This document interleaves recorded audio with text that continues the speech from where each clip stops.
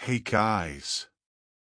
Did you know that a lot of you who watch my videos aren't subscribed yet? I'd really appreciate it if you could hit that subscribe button. And don't forget to like the video and leave a comment below. Your interaction really helps the channel grow and allows more people to see my content. Thanks so much for your support. The rain beats a relentless rhythm against the windows of the old wooden cabin, each drop a chilling echo in the heart of the deep, dark woods. It's the off-season, and I, Alex, a park ranger, have been assigned to this solitary outpost. They say this place is haunted, but I never bought into that superstitious nonsense. At least, I didn't until tonight. The storm rages outside, plunging the entire forest into darkness. The power's out, my internet connection is dead, and the only light comes from a flickering candle, casting long, dancing shadows on the walls. A deafening crack of thunder makes me jump. I swear I saw something move in the corner of my eye, a fleeting shadow that vanishes as quickly as it appeared. My heart pounds in my chest, a primal fear taking root. Suddenly, there's a tapping at the window. Tap. Tap. Tap. I spin around, my breath catching in my throat. But there's no one there. Just the endless, pouring rain, a curtain of water obscuring the world outside. A cold shiver runs down my spine. Am I truly alone out here? I try to calm my racing heart, desperately searching for a signal on my phone. But the screen only mocked me with the words "no service" flashing repeatedly. It was as if I'd been cut off from the world, left to face whatever was out there alone. My flashlight trembled in my hand as I crept towards the window, peering out into the darkness. Nothing. Just the relentless downpour, a curtain of water obscuring the world outside. I retreated, sinking back into the chair, my fear gnawing at me. Then, a noise from upstairs. Creak. Creak. Creak. The sound of floorboards groaning under unseen weight. It was getting closer. My pulse quickened. Who, or what, was up there? I had to find out. With a deep breath, I grabbed the baseball bat I kept by my bed and started up the stairs, each step a hesitant journey into the unknown. The creaking continued, drawing nearer. My grip tightened on the bat, my knuckles turning white. I reached the top of the stairs, ready to face whatever awaited me. And then I saw it. Not a person. Not a monster. Just a pink sticky note stuck to the wall. Scrawled in a messy hand were the words, "Look out the window." Fear washed over me. How did it get there? Had someone been inside the cabin all along? I moved cautiously to the window, my heart pounding in my chest. I pulled back the curtains. Nothing. Just the darkness and the relentless rain. I let out a shaky breath. It was just a prank, right? But why? Why did I feel like the walls were closing in? A decision made, I had to face whatever was lurking upstairs. Heart pounding like a drum, I gripped the baseball bat tighter, each step up the creaking stairs a battle against my own fear. The unsettling creaks continued, drawing closer with every step I took.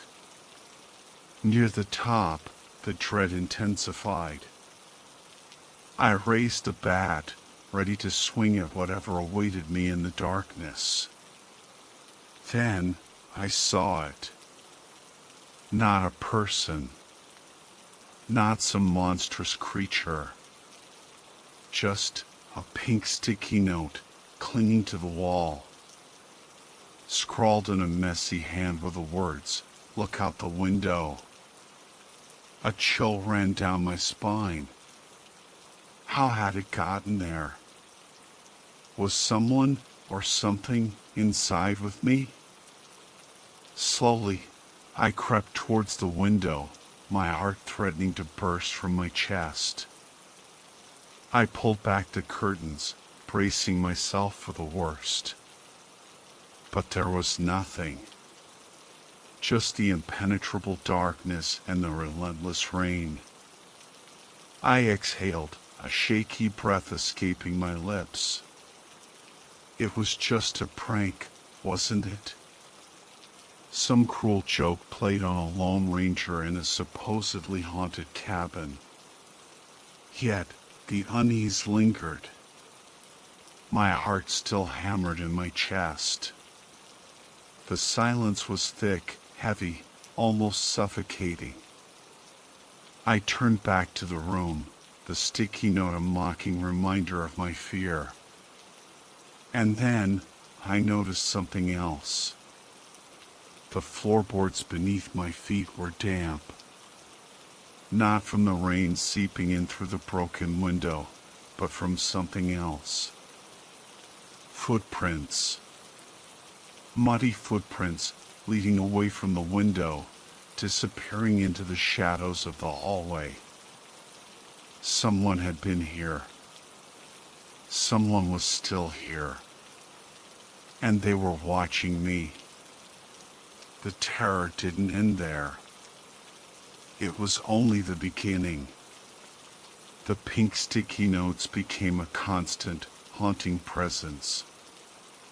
They appeared everywhere, like a twisted game of hide-and-seek orchestrated by an unseen tormentor. I'd find them on my pillow as I was about to sleep, the scrawled message, "Watch your back," sending shivers down my spine.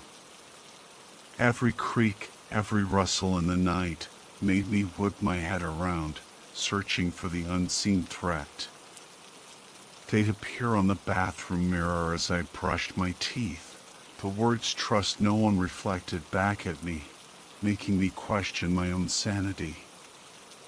But the most terrifying note was the one I found on my laptop screen as I desperately searched for information about local legends. It simply read, "You are not alone," the letters of bloody red that seemed to burn into my retinas.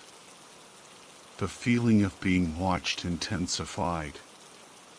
It was as if unseen eyes followed my every move, lurking in the shadows, waiting for the moment I let my guard down. A cold dread settled in my stomach, growing with each passing hour, threatening to consume me entirely. Sleep became a battle against nightmares, each one more vivid and terrifying than the last. I was trapped in a prison of my own fear, the walls closing in with every ominous creak and whisper of the wind. The isolation of the cabin, once a peaceful retreat, now felt like a suffocating tomb. I was losing my grip on reality, teetering on the edge of madness.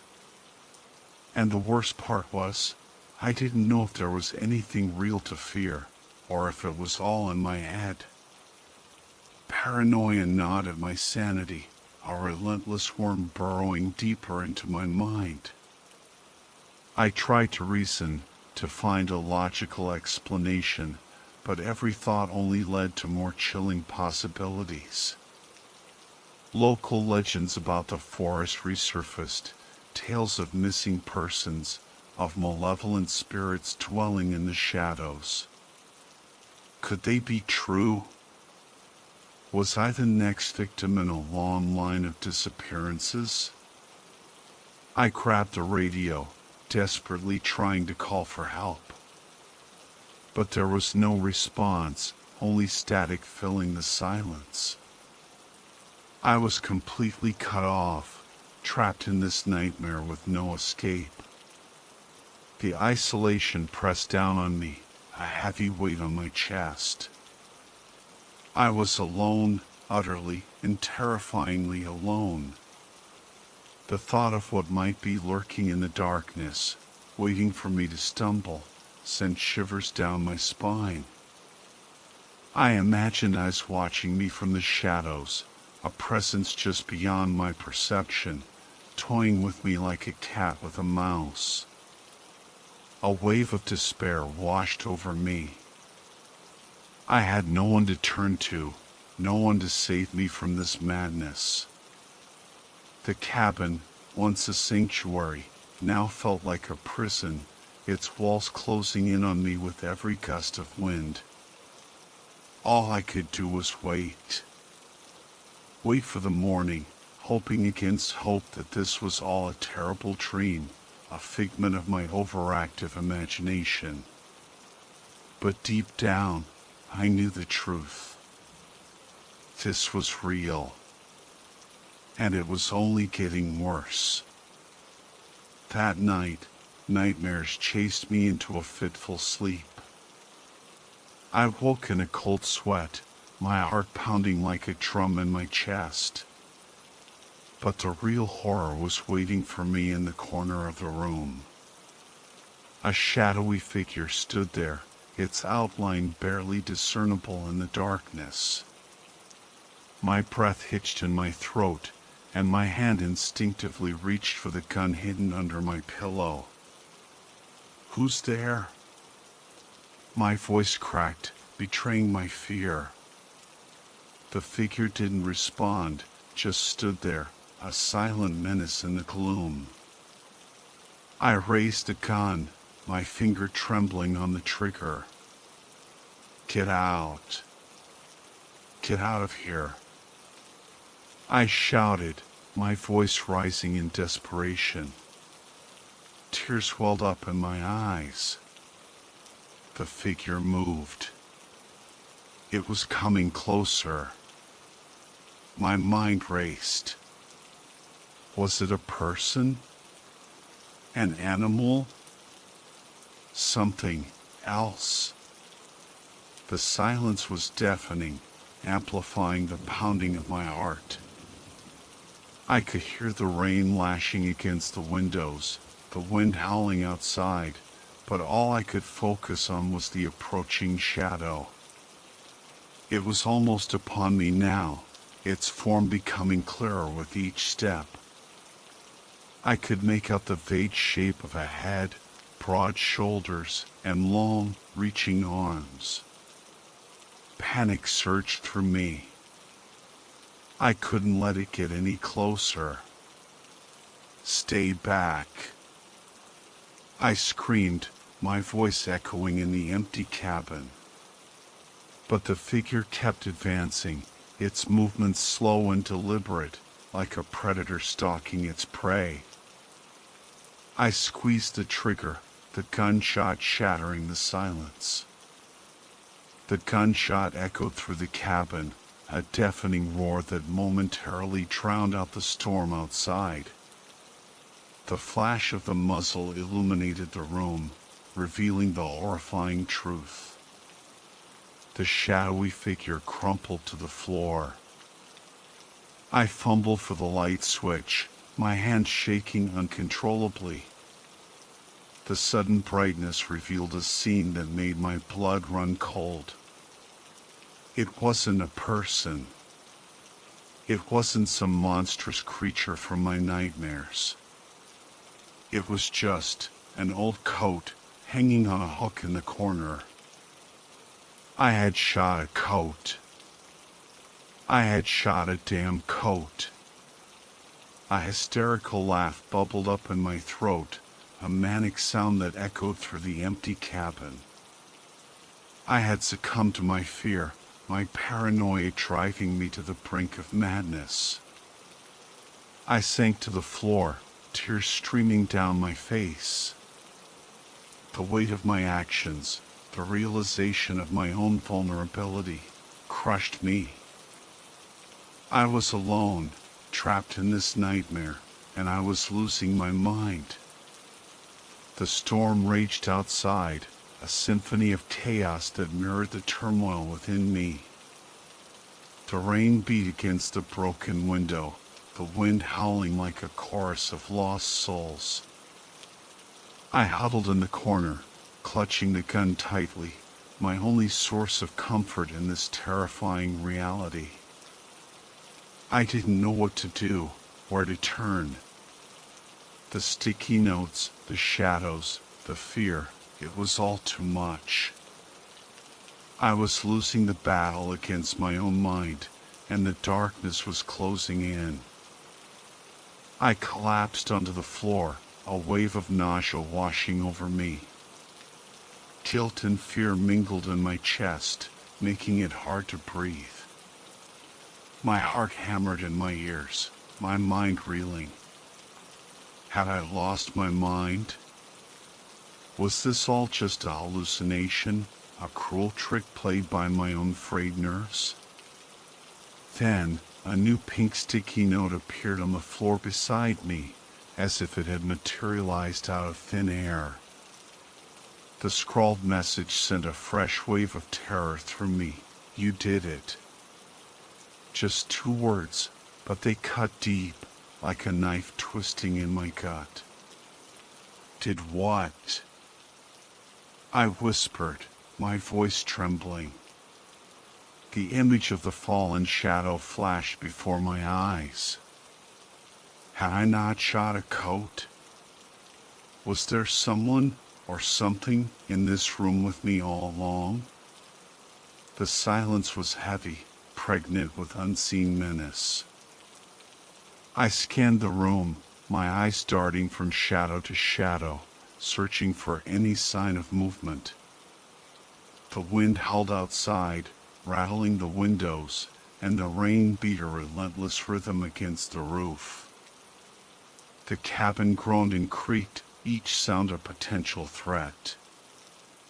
I was trapped, alone with my fear and the chilling realization that I might not be alone after all. The sticky notes were no longer just a prank. They were a message, a warning. And I had just made a terrible mistake. Panic clawed at my throat, a scream tearing from my lungs. I grabbed the nearest chair and hurled it at the window, shattering the glass into a million jagged pieces. The cold rain lashed at my face as I bolted out into the storm, my bare feet pounding against the wet earth.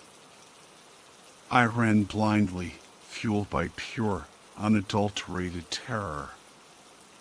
Branches whipped at my skin, tearing through my clothes, but I didn't stop. I couldn't stop. The forest was alive with the sounds of the storm, the wind howling like a chorus of demons, the rain drumming a relentless beat on the leaves.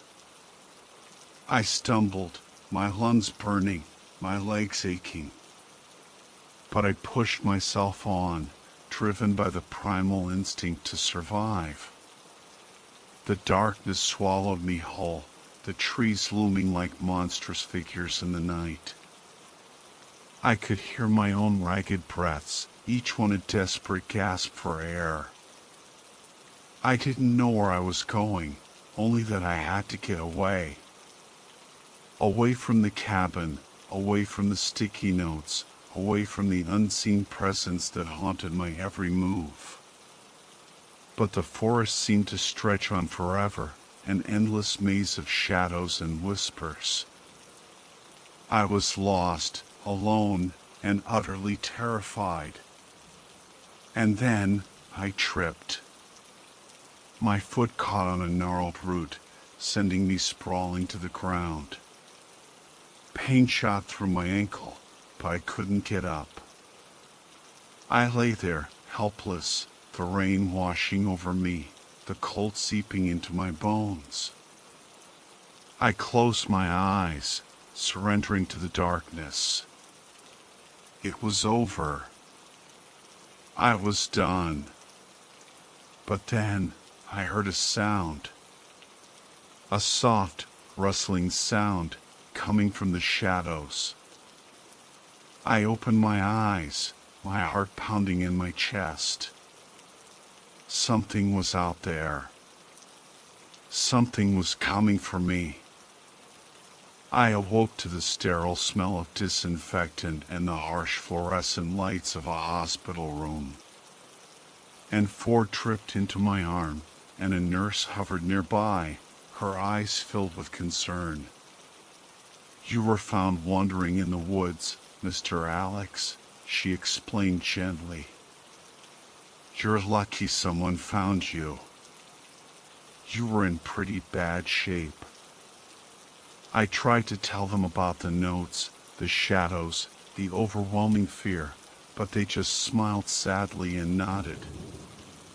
"It's okay," the doctor reassured me. "You've been under a lot of stress. It's not uncommon for people in isolation to experience hallucinations." I nodded, but I knew the truth. It wasn't just stress. It wasn't just my imagination. Something was waiting for me back at that cabin, something that had driven me to the brink of madness. I was discharged a few days later, physically healed but mentally scarred. The doctors insisted I take some time off, but I couldn't shake the feeling that I had unfinished business. The cabin called to me, a siren song of fear and fascination. I knew I shouldn't go back, but I couldn't resist the pull. One day, I found myself driving back to the forest, the familiar road winding through the trees like a serpent's path. The closer I got, the heavier my heart felt, the dread building in my stomach. I parked the car and approached the cabin, its dark windows staring back at me like empty eyes. The door creaked open, inviting me back into the nightmare. I stepped inside, the familiar scent of damp wood and dust filling my nostrils. The cabin was silent, but I could feel a presence, a watchful entity lurking in the shadows. I knew then that I had made a terrible mistake.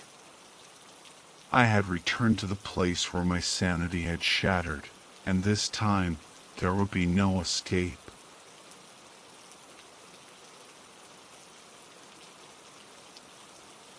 "You sure you boys want to be heading into those woods now?" The old man's raspy voice cut through the quiet hum of the convenience store, sending a shiver down my spine.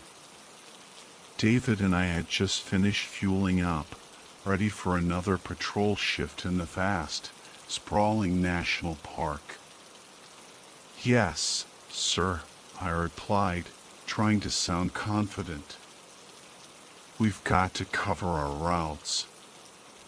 He squinted at us from behind the counter, his eyes dark and knowing. It's Halloween night," he said, his voice dropping to a conspiratorial whisper. "Not a good night to be out in the woods." I forced a laugh. "Come on, I don't believe in ghost stories." David, my partner, shrugged. "Martin's right. We've got a job to do." The old man sighed, shaking his head slowly. "Suit yourselves," he muttered. "But if you hear anything strange, get out of there. Don't go looking for trouble." We thanked him and headed back to our vehicle. What do you think he meant by that? David asked as we pulled out of the parking lot. Probably just trying to scare us off, I replied, but the truth was, his words had sent a chill down my spine. The GPS guided us deeper into the park, the dense canopy of trees blotting out the sunlight until it was almost pitch black. The cheerful chirping of birds we heard earlier had vanished, leaving only the drone of the engine and our own breathing. "You hear that?" David's voice was barely a whisper. I strained my ears. "Hear what?" "Like whispering," he said, his face pale. I scoffed. "You're imagining things." But then the GPS announced signal lost, and moments later, we reached a dead end. "What now?" David cursed. I scanned the encroaching darkness, a sense of unease settling in my gut. "I don't know. Maybe we should walk ahead a bit, see if there's another way out." We stepped out of the car into the oppressive silence of the forest. The only sound was the crunch of dry leaves under our boots. "I don't like this," David whispered. I tried to sound reassuring. "It's fine. We'll find a way out." Just then, we noticed a faint light flickering through the trees. "What's that?" David's voice was a mix of fear and hope. We pushed through the undergrowth towards the light, which emanated from a dilapidated, old cabin. "Think anyone's in there?" I asked. David shook his head. "No idea. But we could use some help." We approached the cabin and knocked, but there was no answer. "Should we just go in?" David asked. I hesitated, then nodded. "Yeah, at least we'll be out of the elements." We pushed the door open. The interior was pitch black, illuminated only by the faint moonlight filtering through the gaps in the boarded-up windows. "Hello?" I called out. Silence. David flicked on his flashlight, its beam cutting through the darkness. "Doesn't look like anyone's home." I let out a sigh of relief. "Well, in that case..." Before I could finish my sentence, the door slammed shut with a resounding bang. Our breath hitched in our throats. "What the hell was that?" David exclaimed. I tried the door, but it was locked tight. "We're trapped," I said, my voice shaking. And then, from the shadows, we heard a raspy chuckle. "Who's there?" I shouted. There was no answer, only the chilling laughter echoing in the darkness. "Martin, I'm scared," David whispered. I was scared too, but I tried to keep my voice steady. "It's okay. We'll figure this out." But deep down, I knew that we might not make it out of there tonight. We fumbled around in the dark, searching for a light switch, but it seemed this place was devoid of electricity. David produced a lighter from his pocket, its flickering flame casting long, dancing shadows across the dust-covered interior. "At least we're out of the weather," I said, trying to sound optimistic, but my voice came out shaky. David nodded, sweat beading on his forehead. "Yeah, better than sleeping in the woods. We took in our surroundings. A single room, a rickety wooden table, a cold, empty fireplace. Faded photographs hung on the walls, depicting a family with smiles that seemed strangely melancholic. "Check out these pictures," David said, his voice hushed. I moved closer. "Looks like they were taken a long time ago." The atmosphere in the cabin grew heavy, oppressive. I felt a prickle of unease, as if someone or something was watching us. "We should build a fire," David suggested. "But there's no firewood," I said, looking around. "And it's too dark to go out now." He sighed. "Guess we'll just have to turn in for the night then. We can figure things out in the morning." We spread our blankets on the floor. There were no beds, only a dusty old mattress in the corner. "Good night, Martin," David said. "Good night," I replied, but I knew sleep wouldn't come easily. I closed my eyes, but the image of the old man at the convenience store lingered. Not a good night to be out in the woods, his words echoed in my mind. The wind whistled through the gaps in the window, and the creak of old wood made me jump. I opened my eyes, scanning the room, but saw nothing out of the ordinary. "David, you awake?" I whispered.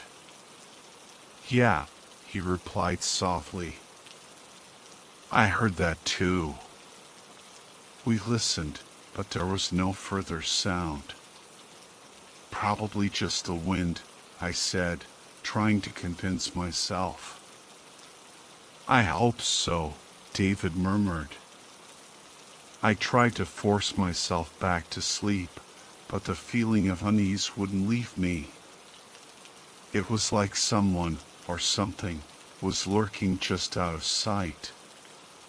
Suddenly, I heard a noise from above, like footsteps pacing across the roof.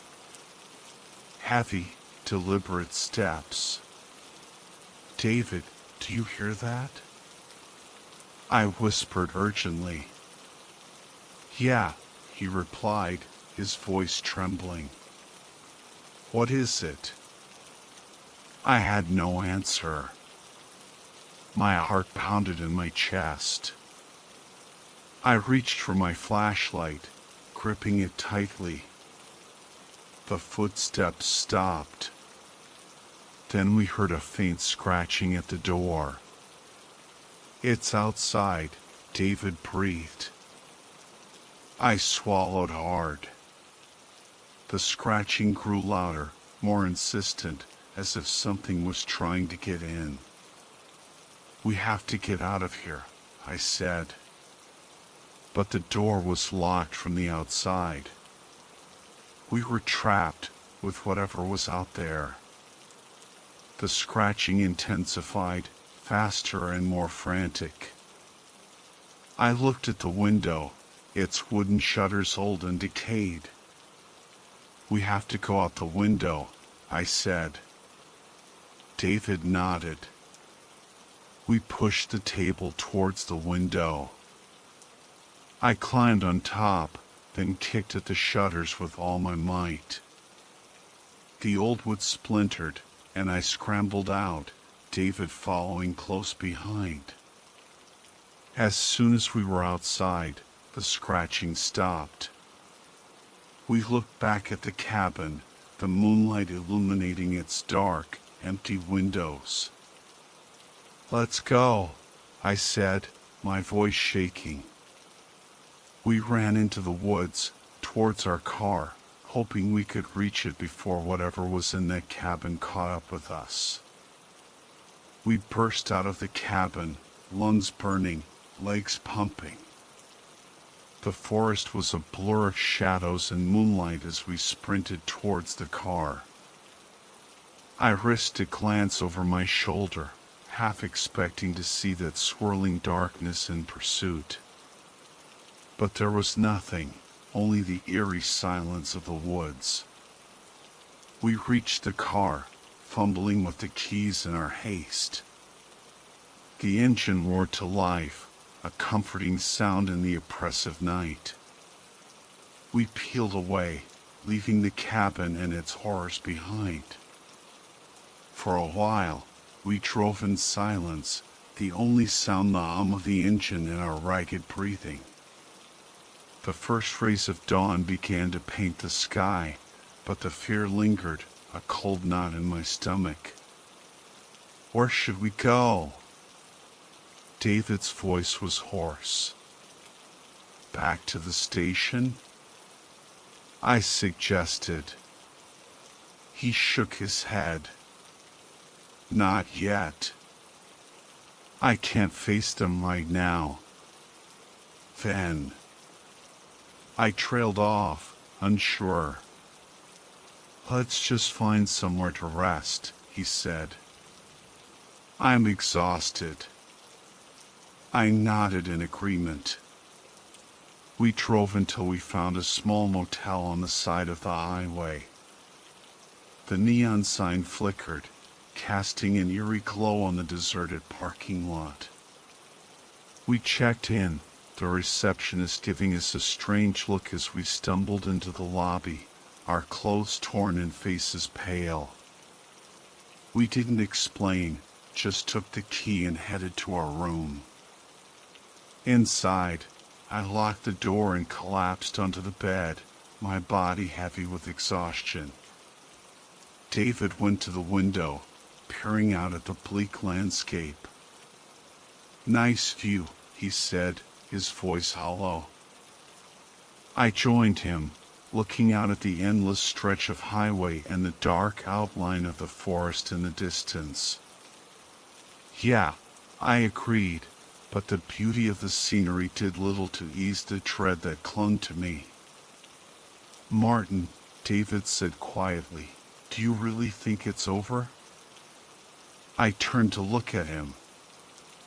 I don't know. Silence hung heavy in the room. I'm scared, David admitted. I went to him, pulling him into a hug. It's okay. I'm here. We held each other tightly, drawing comfort from the warmth of human contact.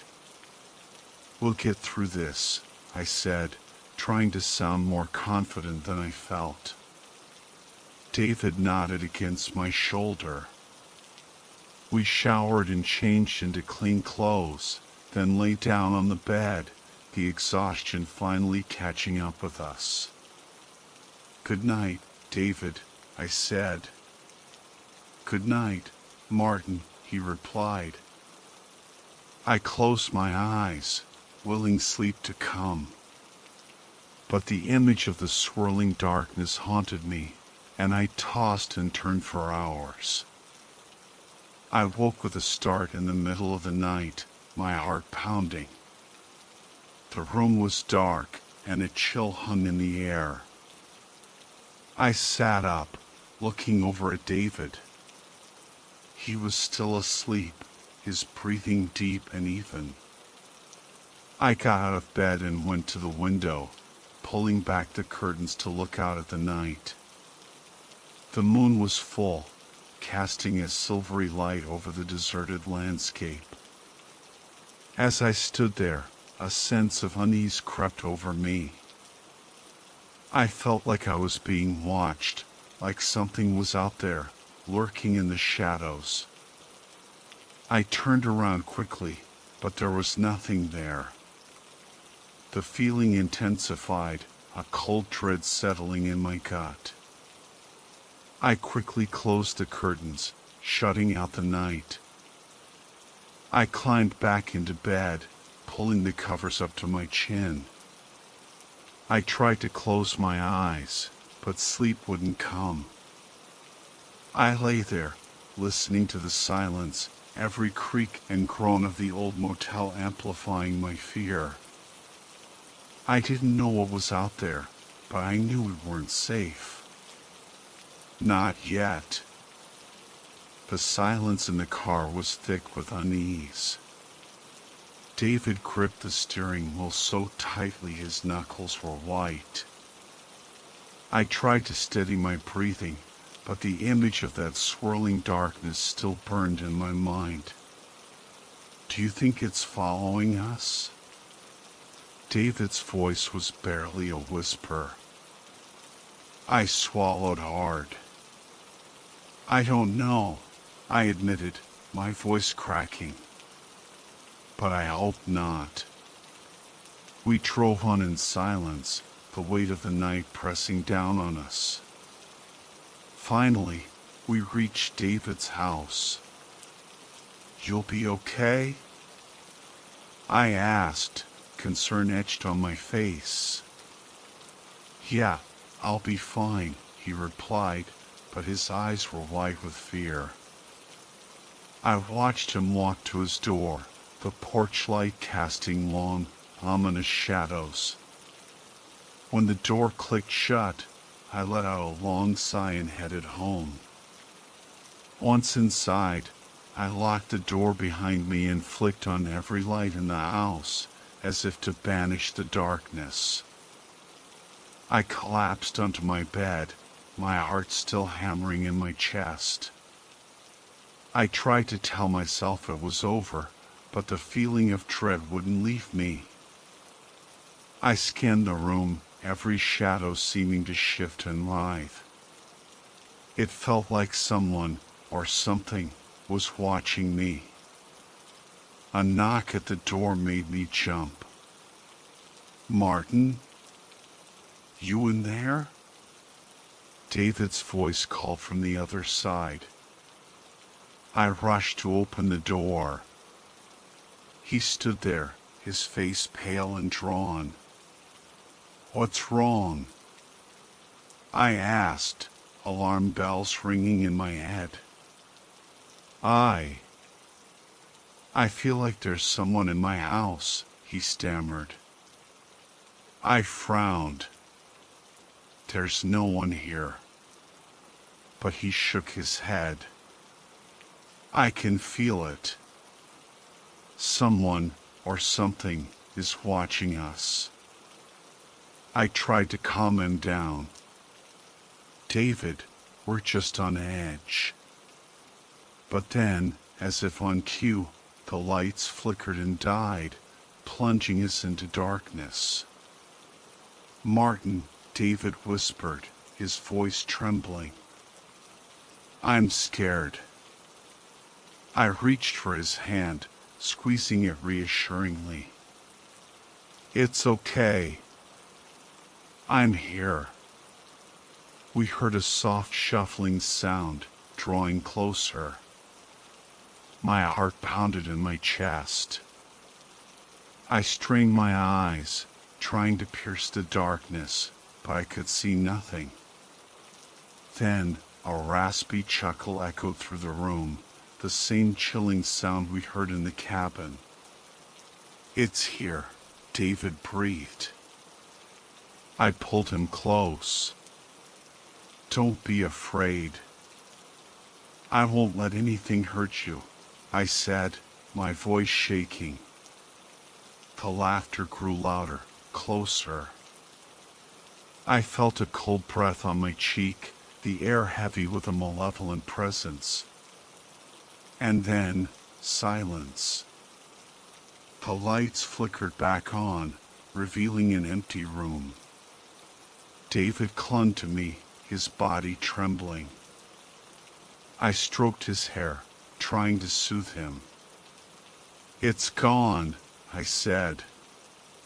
But we both knew it wasn't over. Not yet. The silence in the basement was more terrifying than any scream. It pressed down on us, a suffocating blanket of dread. David and I stood frozen, waiting for the inevitable attack.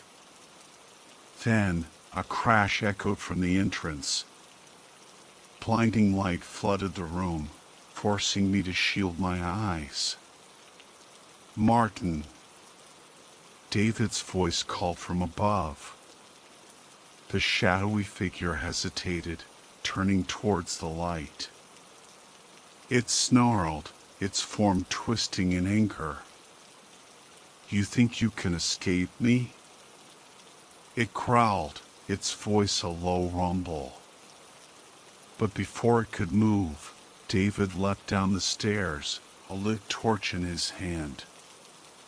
The sudden burst of light made the creature recoil, a guttural cry escaping its formless body. "Get back!" David shouted, his voice echoing in the confined space.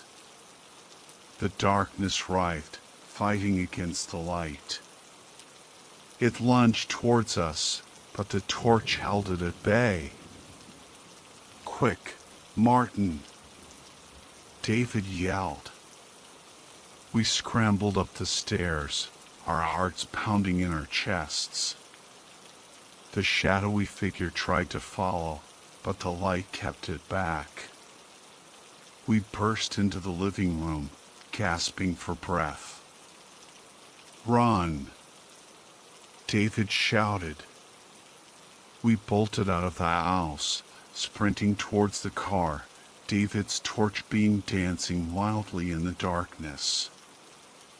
I glanced back and saw the shadow standing at the window, its malevolent gaze fixed on us. But it didn't follow. We reached the car, throwing ourselves inside. The engine roared to life, and we sped away, leaving the house and its horrors behind.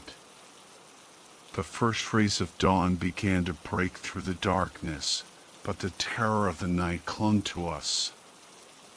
We drove in silence, each lost in our own thoughts. We had escaped, but we both knew we would never forget this night. The memory of the shadowy figure would haunt us forever. The sun rose, painting the sky with streaks of orange and gold. But the light brought little comfort. We sat in the police station, our story met with skepticism and disbelief. The officers promised to investigate, but their expressions told a different story. They thought we were delusional, two park rangers who had let their imaginations run wild on Halloween night. We left the station, the weight of their doubt heavy on our shoulders.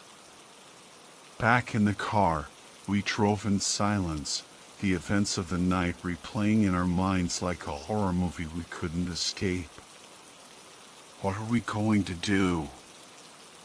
David finally asked, his voice barely above a whisper. I looked at him, my own fear mirrored in his eyes. "We have to go back," I said, the words heavy in the air. "Back to the cabin?" He looked at me like I'd lost my mind. "We have to know what it was," I insisted. "Why it followed us."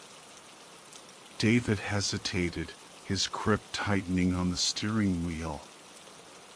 "What if it's still there?" "We'll be careful," I assured him. "And we won't be alone this time." We drove back to the park, the familiar road now filled with a sense of foreboding. The sun shone brightly, but the shadows of the trees seemed to stretch longer, darker. We parked at the trailhead, our footsteps echoing in the unnatural quiet of the forest. The cabin loomed ahead, a silent sentinel in the dappled sunlight. "Ready?" I asked, my voice tight. David nodded, his face pale but determined. We approached the cabin cautiously, every sense on high alert. The door stood ajar, a gaping maw in the otherwise peaceful facade. I took a deep breath and pushed the door open. The interior was just as we had left it, the air thick with a sense of lingering evil. We moved through the rooms, our footsteps disturbing the dust that had settled in our absence. The photographs on the walls seemed to watch us, their smiles twisted into mocking grins. We found the hidden entrance to the basement, the fireplace pushed aside to reveal the dark passage below. "You ready?" I asked David, my hand on the torch. He nodded, his grip tight on the iron poker he'd found in the fireplace. We descended into the basement, the air growing colder with each step. The symbols on the walls seemed to pulse with a malevolent energy. The room was empty, the creature gone. But the sense of dread remained, heavy and suffocating. We searched the room, looking for any clue that might explain what we had encountered. The old book lay open on the table, its cryptic symbols taunting us. David picked up the book, flipping through the pages.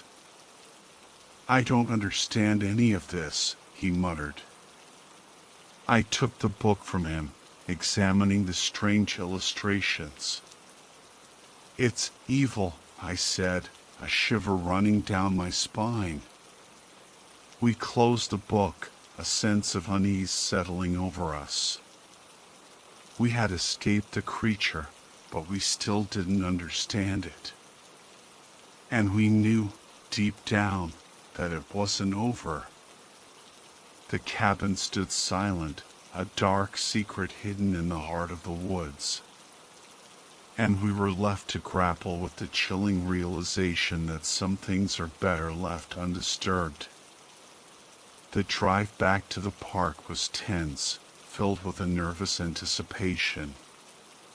The sun was high in the sky now, casting a harsh light on the familiar landscape. But the beauty of the day couldn't dispel the darkness that lingered in our hearts. We parked at the trailhead, the silence of the forest pressing down on us. The cabin stood in the distance, a dark blemish on the otherwise idyllic scenery. "Ready?" I asked, my voice barely a whisper. David nodded, his jaw clenched. We walked the familiar path, each step heavy with dread. The closer we got to the cabin, the more intense the feeling of unease became. The air grew thick, the sunlight filtering through the trees seemed to dim. We reached the cabin, its door hanging open like a gaping wound. The silence was deafening, broken only by the rustle of leaves and the distant call of a bird. I took a deep breath and stepped inside, David close behind. The air was stale, heavy with the scent of decay. Dust motes danced in the shafts of sunlight that pierced through the cracks in the walls. We moved through the rooms, our footsteps echoing in the emptiness.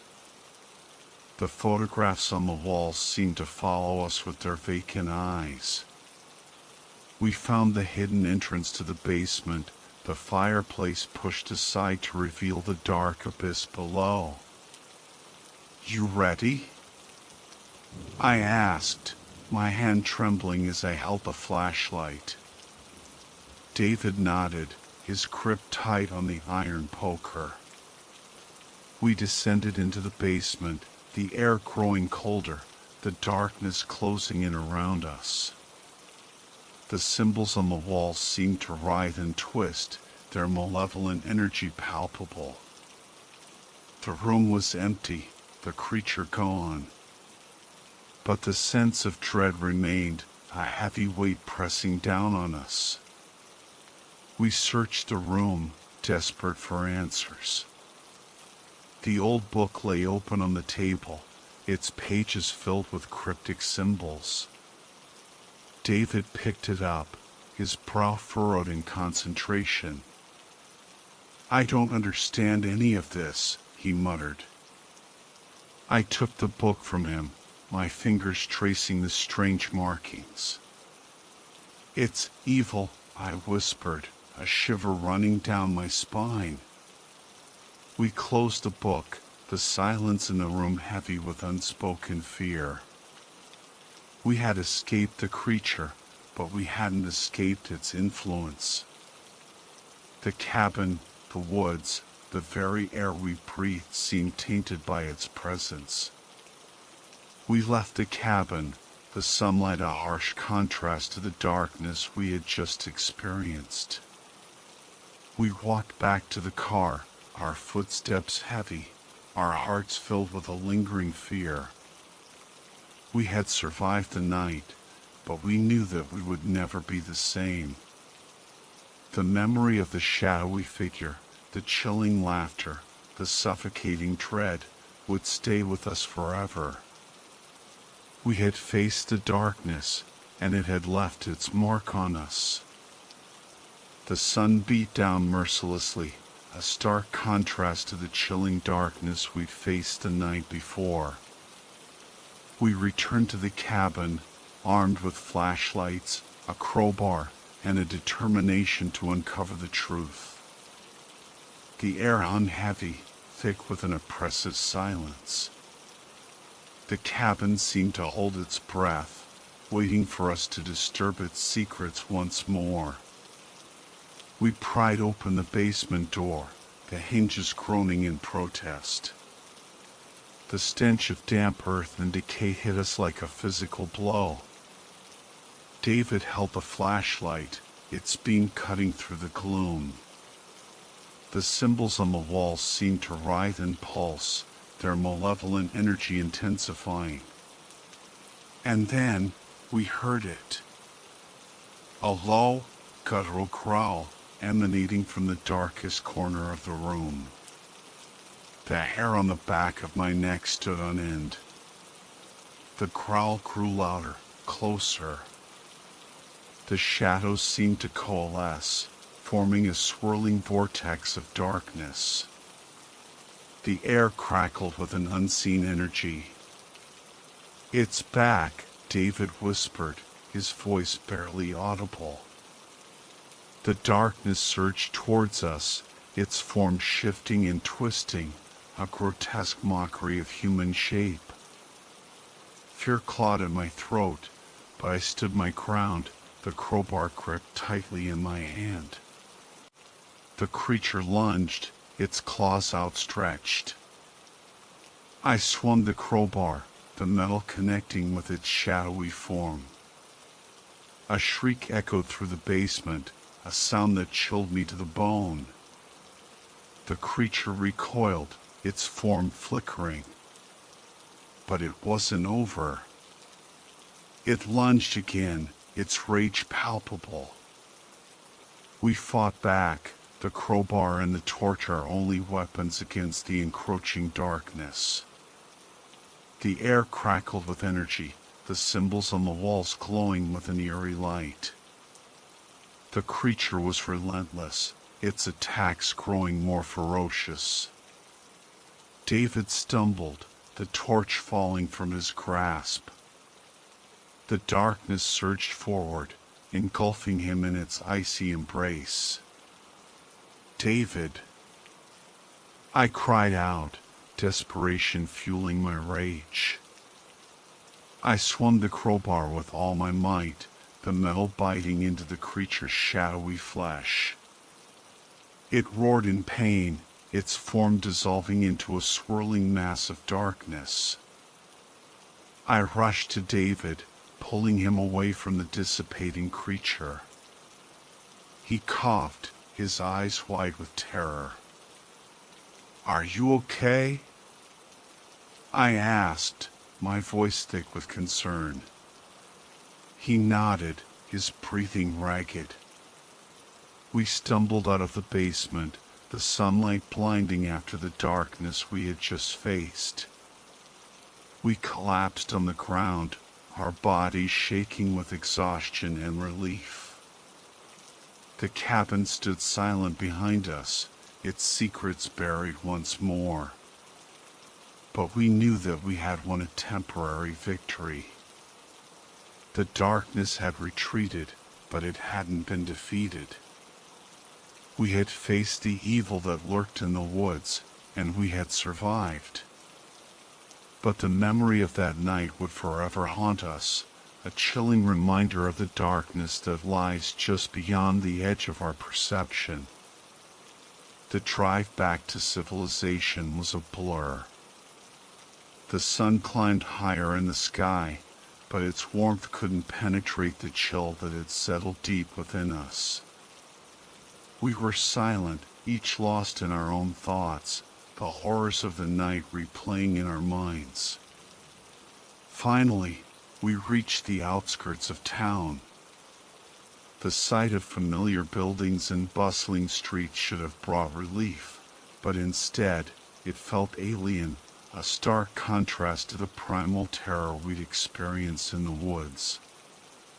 We pulled into a diner, the smell of coffee and bacon a welcome distraction. We ordered breakfast, but neither of us had much appetite. The food sat untouched as we stared out the window, the world outside seeming distant and unreal. What are we going to do? David's voice was heavy with despair. I shook my head, unable to find the words. The events of the night had left me feeling hollow, my sense of reality shaken to its core. We can't just pretend it didn't happen, he continued. I know, I said, my voice barely a whisper. We sat in silence, the weight of our shared experience pressing down on us. The diner's cheerful chatter felt like a mockery of our inner turmoil. Finally, I spoke. We need to tell someone. David looked at me, a flicker of hope in his eyes. Who? I don't know, I admitted. But we can't keep this to ourselves. We left the diner, the sunlight harsh and unforgiving. We drove aimlessly, the familiar streets now seeming unfamiliar, each shadow holding the potential for lurking danger. As the day wore on, the feeling of unease grew stronger. We couldn't shake the sense that we were being watched, that the darkness we had encountered in the woods was still with us, lurking just out of sight. We returned to my apartment, hoping the familiar surroundings would bring some comfort. But the feeling of dread persisted, a constant hum in the back of our minds. We sat in the living room, the silence heavy with unspoken fear. The shadows seemed to lengthen, the air growing colder. I can't take this anymore, David said, his voice breaking. I reached for his hand, squeezing it reassuringly. We'll figure this out, I said, but the words sounded hollow even to my own ears. We sat there for hours, the darkness closing in around us. We talked about the cabin, the creature, the book, trying to make sense of it all. But the more we talked, the more questions we had. As the night deepened, the feeling of being watched intensified.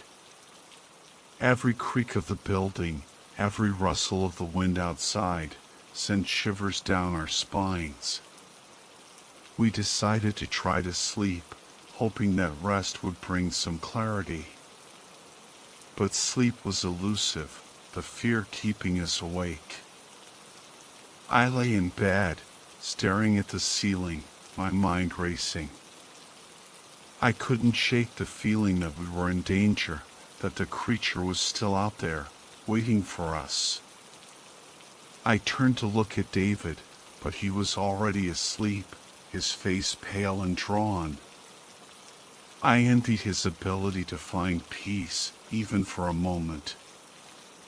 I closed my eyes, trying to force myself to relax. But the darkness was all around me, pressing in, suffocating. I opened my eyes, my heart pounding. The room was pitch black, the only sound the steady rhythm of David's breathing.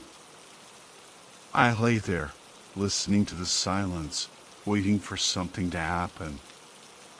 But nothing did. Eventually, exhaustion took over, and I drifted into a fitful sleep, haunted by nightmares of swirling darkness and chilling laughter. The next morning, we woke to the sound of a knock at the door. I opened it to find 2 police officers standing on the doorstep. "We're here to talk to you about the incident at the park," one of them said. My heart sank. The nightmare wasn't over. It was just beginning. The officers listened to our story with a mix of disbelief and morbid curiosity. They took our statements, promising to investigate, but we both knew it was a hollow gesture. They wouldn't find anything. The cabin would be empty, the woods silent. The only evidence of what we'd experienced was the lingering fear in our own eyes. We were sent home, warned to stay away from the park until the investigation was complete. But we knew it was pointless. The darkness wasn't confined to the cabin or the woods. It was inside us now, a chilling presence that wouldn't be easily exorcised. The days that followed were a blur of sleepless nights and restless days. We tried to return to our normal lives, but the fear was a constant companion, lurking in every shadow, whispering in every breeze. We couldn't eat. The mere thought of food made us nauseous. The memory of that night, the dirt we had coughed up, the realization of what we had consumed was too much to bear. We grew thin, our faces gaunt, our eyes haunted. Our colleagues noticed, their concern growing with each passing day. But we couldn't tell them the truth. They wouldn't understand. They would think we were crazy. One night, I woke to find David sitting on the edge of his bed, staring into the darkness. His eyes were wide, his face pale. "It's here," he whispered, his voice raspy. I sat up, my heart pounding. "What? Where?" He pointed to the corner of the room. "There. In the shadows." I looked, but I saw nothing. "It's watching us," he said, his voice barely a whisper. "Waiting." I tried to calm him, but I couldn't shake the feeling that he was right. The air in the room was heavy, charged with an unseen presence. We sat there in silence, the darkness pressing down on us. We waited for something to happen, but nothing did. Eventually, David lay back down, his body trembling. I watched him, my heart aching for him. We were both broken, haunted by the horrors we had witnessed. The next morning, David was gone. I found a note on his pillow, the words scrawled in a shaky hand. "I can't take it anymore," it read. "I'm sorry." I searched for him, but he was nowhere to be found. The police launched a search, but they turned up nothing. David had vanished without a trace. I was left alone, haunted by the memory of that night, the loss of my friend, and the chilling realization that the darkness we had encountered was still out there, waiting. I still can't eat. The taste of dirt lingers in my mouth, a constant reminder of the horrors I've witnessed. I know I'll never be the same. The darkness has changed me, and I fear it will never let me go.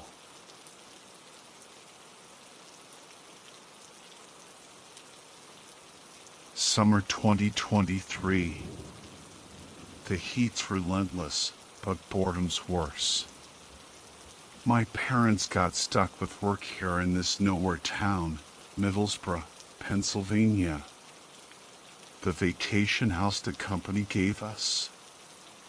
It's massive and creepy as hell, especially at night. The wind howls outside like someone's crying. I try not to think about it, but the whole vibe is seriously unsettling. Thank God for Jacob, at least. He's a local kid, same age as me, so we've got someone to hang out with. Jacob knows these woods like the back of his hand. He told me about this abandoned town called Deepwood. The story goes, the whole place vanished overnight. No one knows where the townspeople went. It's like a local legend. Kids dare each other to go looking for it. The more I hear, the more curious I get. I've searched online, even went to the library, but there's nothing. Just rumors and whispers. I can't help but wonder if there's any truth to it, or if it's just a spooky story to scare kids. One day, we spot a group of teenagers heading into the woods. They've got flashlights and beers, the whole 9 yards. Looks like they're going to find that ghost town. I turn to Jacob. Want to go with them? Jacob hesitates. Nah, I don't think so. They say a kid got lost in those woods and never came back. I laugh it off. Come on, that was ages ago. Someone would have found the town by now. But Jacob's not convinced. He says it's too dangerous. So, I pull out my trump card. If you come with me, I'll let you borrow my brand new game. Jacob's eyes widen. Seriously? I nod. Yep. But you gotta come with me. Finally, he agrees. We plan to go in the late afternoon, while there's still some light. I sneakily grab my dad's GPS, just in case we get lost. When the time comes, we head into the woods. Jacob tries to make small talk, but I can tell he's nervous. I am too, if I'm being honest. My heart pounds a little faster with every strange noise. We keep walking until we stumble upon an old railroad track. Jacob says no one ever comes this way. That makes me even more certain we're onto something. The rusty tracks lead us deeper into the woods. The sun begins to set, casting long, eerie shadows through the trees. The air grows heavy with an unsettling silence. I glance at Jacob. He's looking around nervously, his grip tightening on his flashlight. I feel a shiver run down my spine. We're not alone out here. The old tracks stretched on, sneaking deeper into the woods. Every step we took on the rusted metal sent a shiver of sound through the air. The light was fading fast, and the woods were closing in around us, thick and oppressive. Jacob was getting quieter, but I could see him darting glances around, like he was expecting something to jump out at us. I felt the same way. My heart hammered in my chest with every rustle of leaves or snap of a twig. "Hey, what do you think we'll find?" I asked, trying to break the silence. "I don't know," Jacob mumbled. "Hopefully nothing." We walked on for what felt like hours until we stumbled upon a crumbling structure in the middle of nowhere. It was a small church, its red brick walls covered in cracks and moss. It looked like something straight out of a horror movie. "What is that?" I whispered. Jacob swallowed hard. "That's the church. They say it's the entrance to the ghost town." I scanned the area around the church, my eyes searching for any signs of movement. "Are we going in?" "We have to," Jacob said. "Otherwise, why did we come all this way?" I nodded reluctantly. We approached the church. The old wooden door hung open, as if inviting us inside. The interior was dim, lit only by the fading sunlight filtering through the broken windows. I switched on my flashlight, illuminating the decaying pews, the dust-covered altar, and a strangely unsettling statue of Jesus. "Whoa, this is the real deal," I said, excitement battling with a growing sense of unease. Jacob didn't respond. He just kept sweeping his flashlight around, his eyes wide with fear. Suddenly, I heard a noise, like something moving in the shadows behind us. I spun around, but there was nothing there. "Jacob, did you hear that?" I asked. He shook his head. "No." I tried to calm down. It was probably just the wind or a small animal. We continued exploring the church. I found an old book lying on the altar. I opened it, but the pages were filled with strange symbols and disturbing illustrations. I felt a chill crawl down my spine. "Jacob, look at this," I said, handing him the book. He took it and flipped through the pages. His face paled. "This is..." He didn't finish his sentence. A loud crash echoed from the back of the church. We turned to see a large wooden door, which had been closed earlier, now standing wide open. "What was that?" I asked, my voice trembling. Jacob's face was white. "I don't know." "Let's go see." We cautiously approached the door, our hearts pounding in our chests.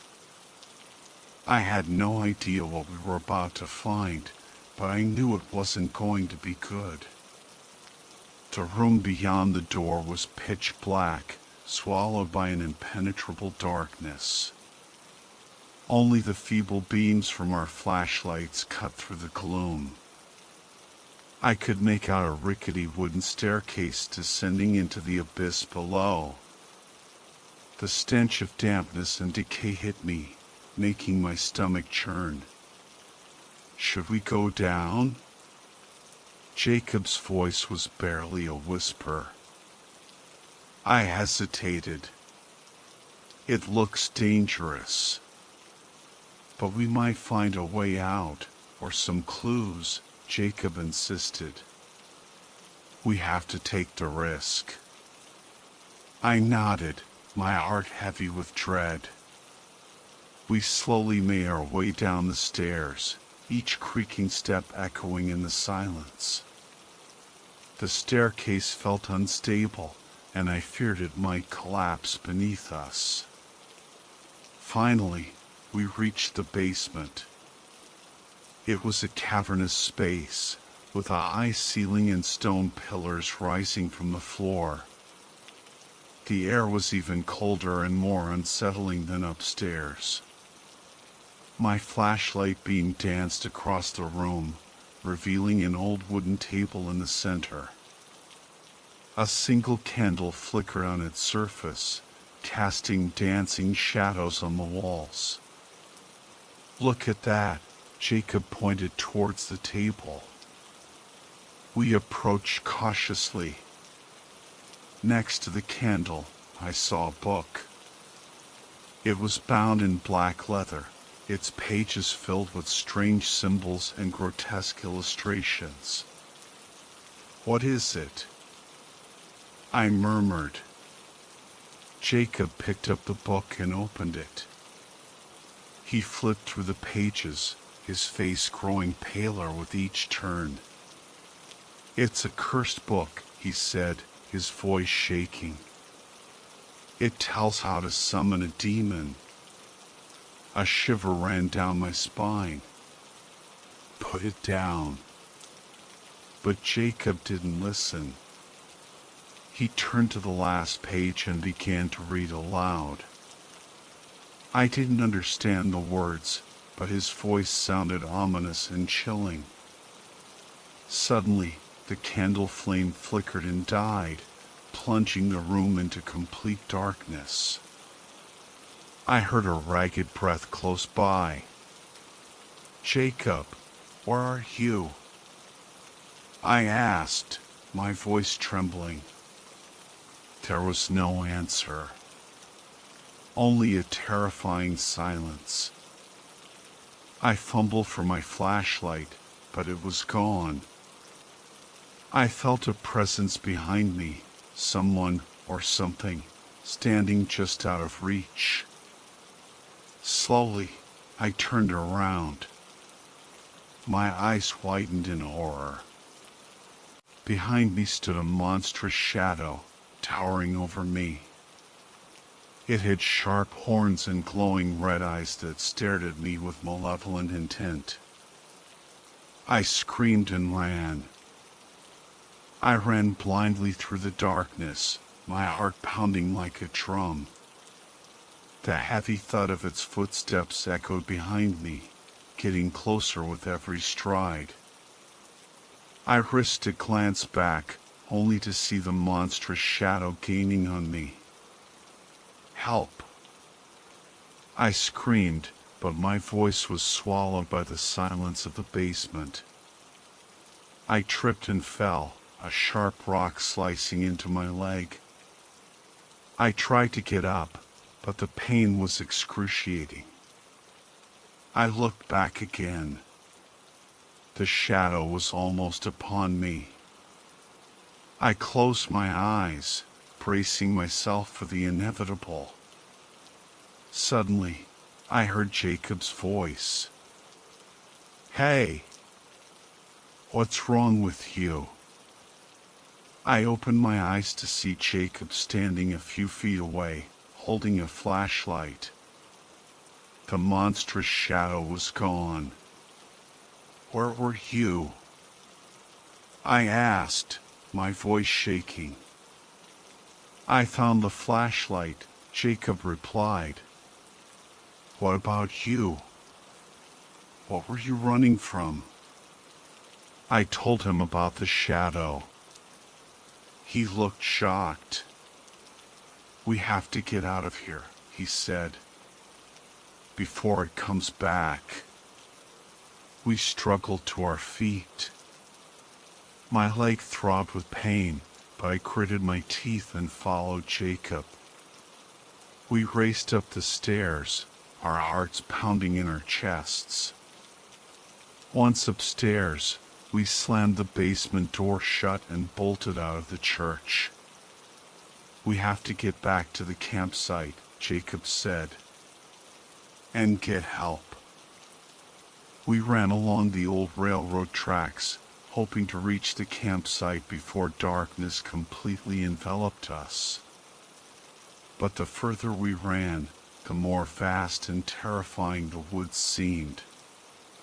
The rustling of dry leaves under our feet sounded like someone was following us. "Jacob, what do you think it was?" I asked, my voice trembling. He didn't answer, just shook his head. We were both exhausted and terrified, but we didn't dare stop running. Then, I heard a scream from behind us. I turned to see Ryan standing there, his face pale and his eyes wide with fear. "Ryan!" I shouted. "What happened?" He pointed behind him, his hand shaking uncontrollably. I followed his gaze and saw the monstrous shadow from the basement closing in on him. "Run!" I yelled at Ryan. The three of us sprinted for our lives. The shadow was fast, gaining on us with every step. I glanced back at Ryan. He stumbled and fell. The shadow was upon him. I wanted to stop and help, but Jacob grabbed my arm. "We can't help him. We have to go." Reluctantly, I ran with Jacob, tears streaming down my face. I didn't want to leave Ryan behind, but I didn't want to die either. Ryan's screams echoed through the woods, a sound that would haunt me forever. We ran until our lungs burned and our legs screamed for mercy. The wind whipped past us, a cold, relentless force. I kept glancing over my shoulder, but the shadow was nowhere to be seen. Had it vanished? Or was it lurking, waiting for the perfect moment to strike again? Jacob was ahead of me, his fear propelling him forward. I struggled to keep up, the pain in my legs slowing me down. "Faster!" Jacob yelled. "It's getting closer." I gritted my teeth and pushed myself harder, ignoring the searing pain. Suddenly, Jacob's scream pierced the air. I turned to see him sprawled on the ground, the monstrous shadow looming over him. It raised its arm, ready to deliver a crushing blow. "No!" I cried out. A surge of adrenaline coursed through me. I grabbed a large rock and hurled it at the shadow with all my might. The rock struck its head, and it roared in pain, its red eyes burning with fury as it turned to face me. I trembled with fear, but I stood my ground. I snatched a thick branch from the forest floor, ready to fight. The shadow lunged at me. I dodged its attack and swung the branch, hitting it with a solid thud. It roared again, then vanished into thin air. I collapsed onto the ground, gasping for breath. Jacob crawled towards me. "Are you okay?" he asked, his voice shaking. I nodded. "You?" "I'm fine," he said. "Thank you for saving me." We got to our feet and looked around, our eyes darting nervously. The shadow was truly gone. We have to get out of here, I said, before it comes back. We started running again, this time in silence. We were both terrified and exhausted, but we knew we had to keep going if we wanted to survive. Finally, we saw the flickering light of our campsite in the distance. Almost there, I said, a glimmer of hope returning. We picked up our pace, our hearts pounding with anticipation. But something wasn't right. The light from the campsite looked strange. It wasn't the warm glow of a campfire, but a flickering, crimson light. Jacob, what's that? I couldn't finish my sentence.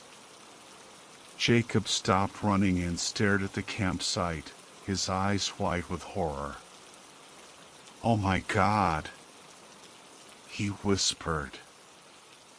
I followed his gaze and froze. In the middle of our campsite, Olivia's body lay engulfed in flames. She was being burned alive. The sight of Olivia engulfed in flames was a punch to the gut. My world tilted on its axis.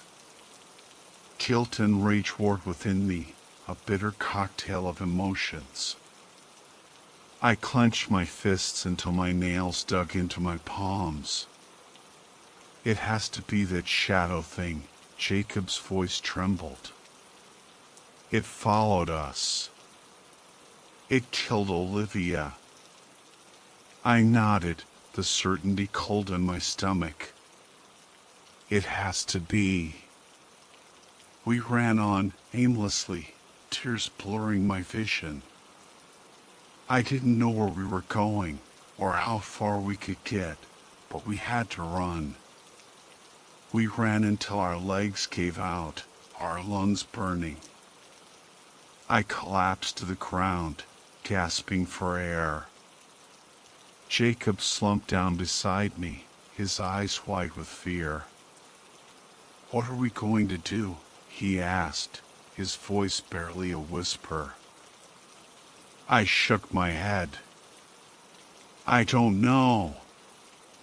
Silence fell between us, broken only by the ragged sound of our breathing. The forest around us seemed to hold its breath, waiting. We have to go back, I said finally, the words heavy in my mouth. We have to go back for Ryan. Jacob's eyes widened in disbelief. Are you crazy? We barely escaped with our lives. But Ryan might still be alive, I argued. We can't just leave him. Jacob hesitated, then nodded reluctantly. Okay, he said. But we have to be careful.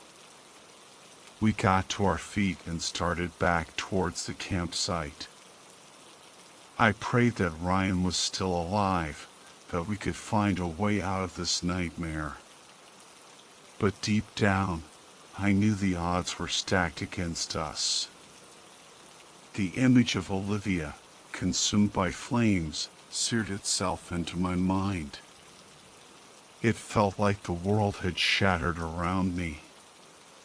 Guilt and rage churned in my gut, a toxic mix of emotions. I clenched my fists until my nails dug into my palms. It has to be that shadow thing, Jacob's voice trembled, barely above a whisper. It followed us. It killed Olivia.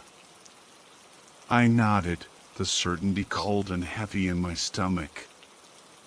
It has to be. We ran on, aimlessly, tears blurring my vision. The forest swallowed us whole, a labyrinth of shadows and whispers. I didn't know where we were going, or how far we could get, but we had to run. We had to escape.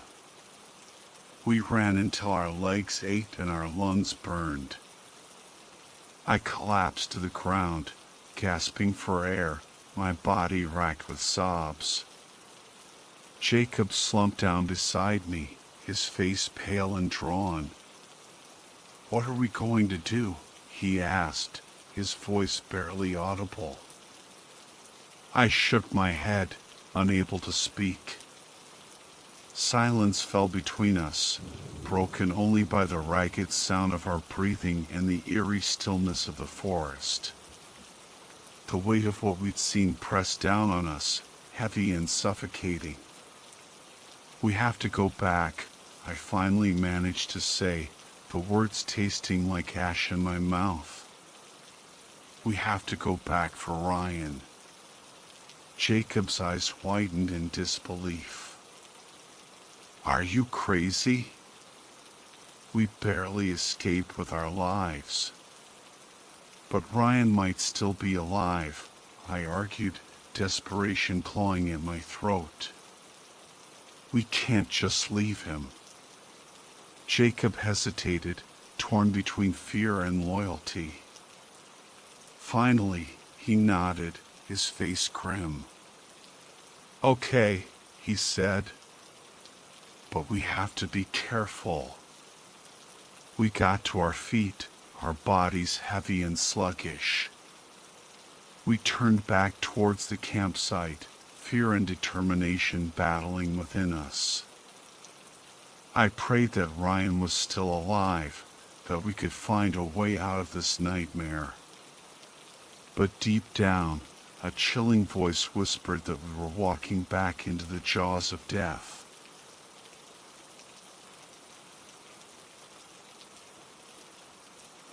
The piercing scream cut through the tranquil night, jolting me awake.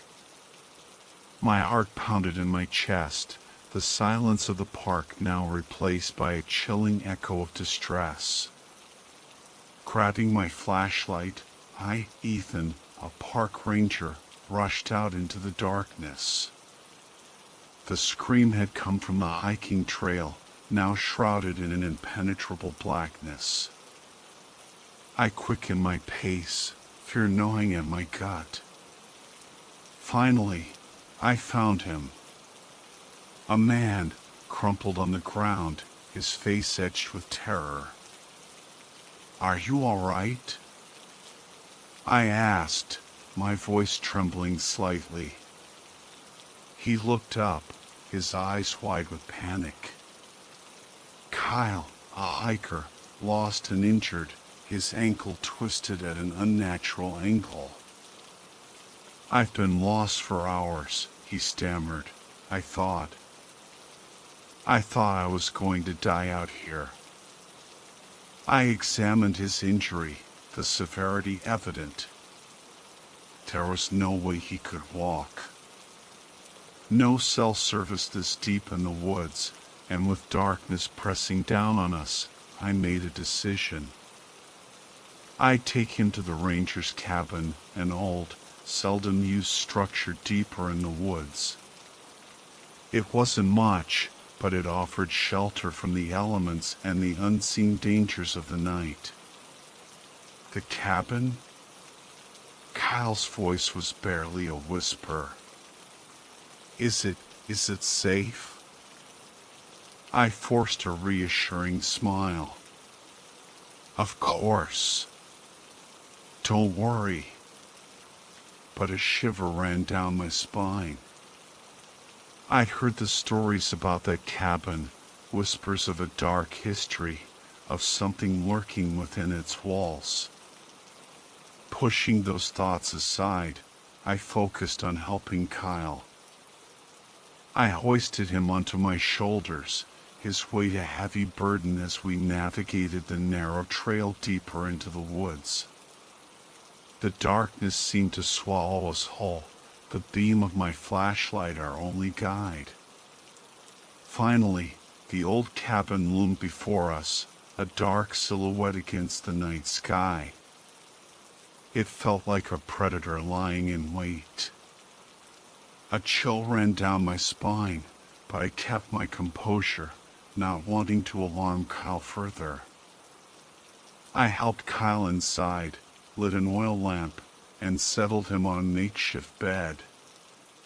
The cabin was thick with dust and cobwebs, the air heavy with an eerie silence. "Get some rest," I told him. "I'll get help first thing in the morning." Kyle nodded, but his eyes remained wide with fear. I sat by the fireplace, trying to ignore the creaking sounds coming from the walls and the shadows dancing in the dim light. I told myself it was just my imagination, fueled by exhaustion and stress. But deep down, I knew something was wrong. Very wrong. I sat with Kyle for a while, the fire crackling in the hearth, casting long, eerie shadows across the room. As the flames died down, I got up to add more wood, hoping the warmth would ease his fear. But when I turned back, Kyle was frozen, staring into the corner of the room, his eyes wide with terror. "What is it?" I whispered, trying to keep my own voice steady. He swallowed hard. I saw a shadow," he stammered. "It moved. Over there, in the corner." I scanned the corner he indicated, but saw nothing but darkness. I tried to reassure him, suggesting it was a trick of the light or the swaying branches outside. But my words sounded hollow, even to my own ears. Sleep evaded me that night. The creaking of the old cabin intensified, each groan and crack sounding like footsteps pacing just outside.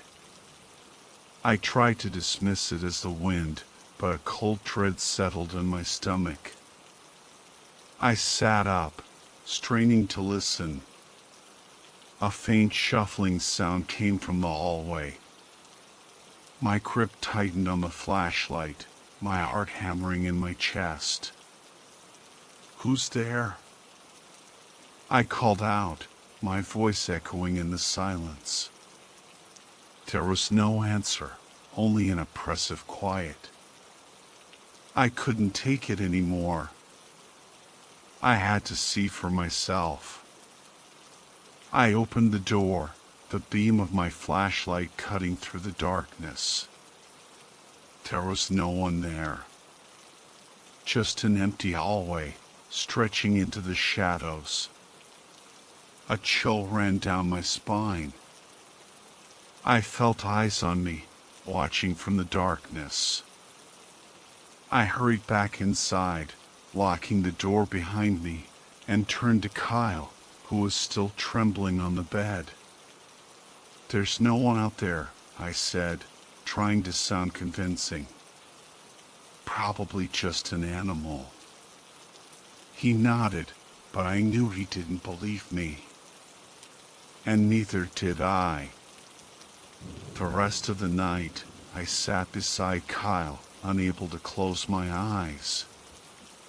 The feeling of something creeping closer, something unseen and malevolent, grew stronger with each passing moment.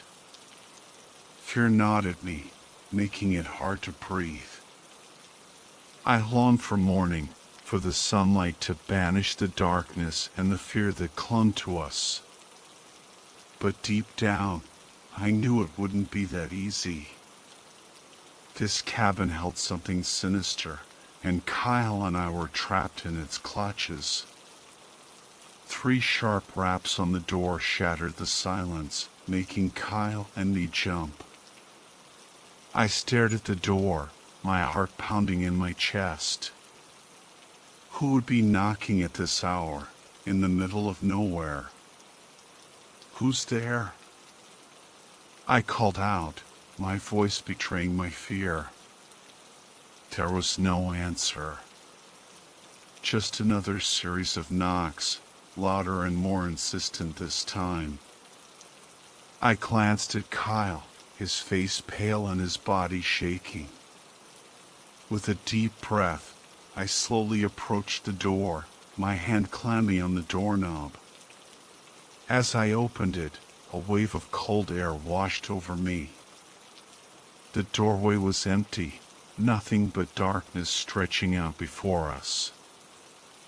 I peered into the night, my flashlight beam searching for any sign of movement, but there was nothing. I slammed the door shut, my heart still racing. "There's no one there," I told Kyle, trying to sound calm. Maybe it was just a branch falling against the door. But Kyle shook his head. "I don't think so," he whispered. "I feel like there's something out there. It's waiting for us." I tried to ignore his words, but a sense of unease settled over me. I decided to search the cabin again, hoping to find some explanation for the strange occurrences. As I walked down the narrow hallway, my flashlight illuminating the dusty corners, an eerie silence hung in the air. The only sounds were our own ragged breaths. I opened the door to a storage room, its hinges creaking ominously. The room was filled with old, forgotten objects, covered in a thick layer of dust. As I swept my flashlight across the room, my blood ran cold. Scratches marred the wall, deep and jagged, as if something had tried to claw its way out. A wave of terror washed over me. I quickly shut the door and hurried back to Kyle. "We have to get out of here," Kyle said, his voice trembling. "This place isn't safe." I nodded, my mind racing. I tried the front door again, but it was locked tight. No matter how hard I pushed, it wouldn't budge. "It's locked," I told Kyle, my voice barely above a whisper. His eyes widened in fear. "We're trapped," he said, his voice shaking. "We're trapped in here with it." A sense of dread washed over me. We were trapped in a cabin, in the middle of nowhere, in the dead of night, with something we couldn't see or understand. I tried to stay calm, to think clearly. We had to find a way out. We had to survive. But as the hours passed, our hope dwindled. Strange sounds echoed through the cabin, scratching at the walls, whispering in the darkness. I knew then that we weren't alone. And whatever was out there, it wanted us here. It wanted us to be its prey. I gripped Kyle's hand, trying to offer him some comfort, even though I was terrified myself. We had to make it through the night. We had to survive. The silence that followed was heavy, suffocating. Kyle and I clung to each other, trembling in the dim light of the dying fire. The whispers that had filled the cabin moments ago were gone, vanished as if they had never existed. But the feeling of being watched, of being hunted, remained. Suddenly, a faint click echoed through the room. We both turned towards the sound, our eyes fixated on the doorknob. It was slowly turning, as if an unseen hand was twisting it, teasing us with the promise of what lay beyond. "Oh God," Kyle whimpered. I fought back the urge to panic, my eyes scanning the room for anything that could serve as a weapon. But there was nothing, only the remnants of a life long forgotten.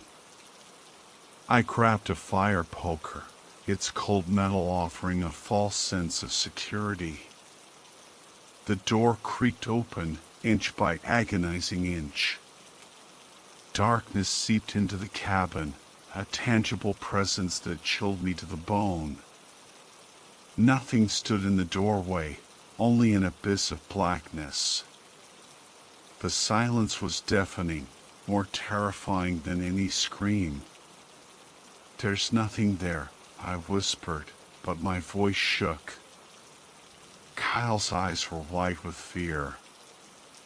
"But the doorknob—" "It must be broken," I offered, but the words felt like a lie. The emptiness at the door amplified the terror.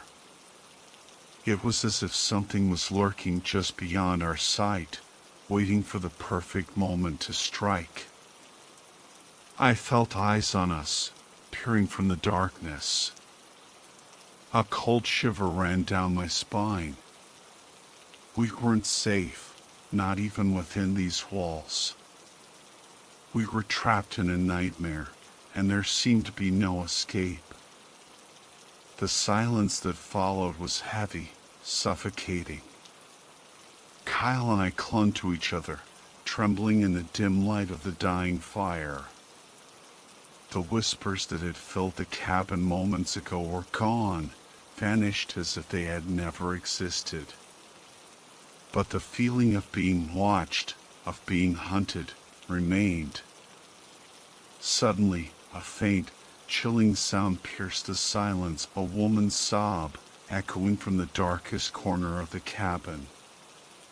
It was soft, yet it cut through me like a knife. A sob filled with pain and despair.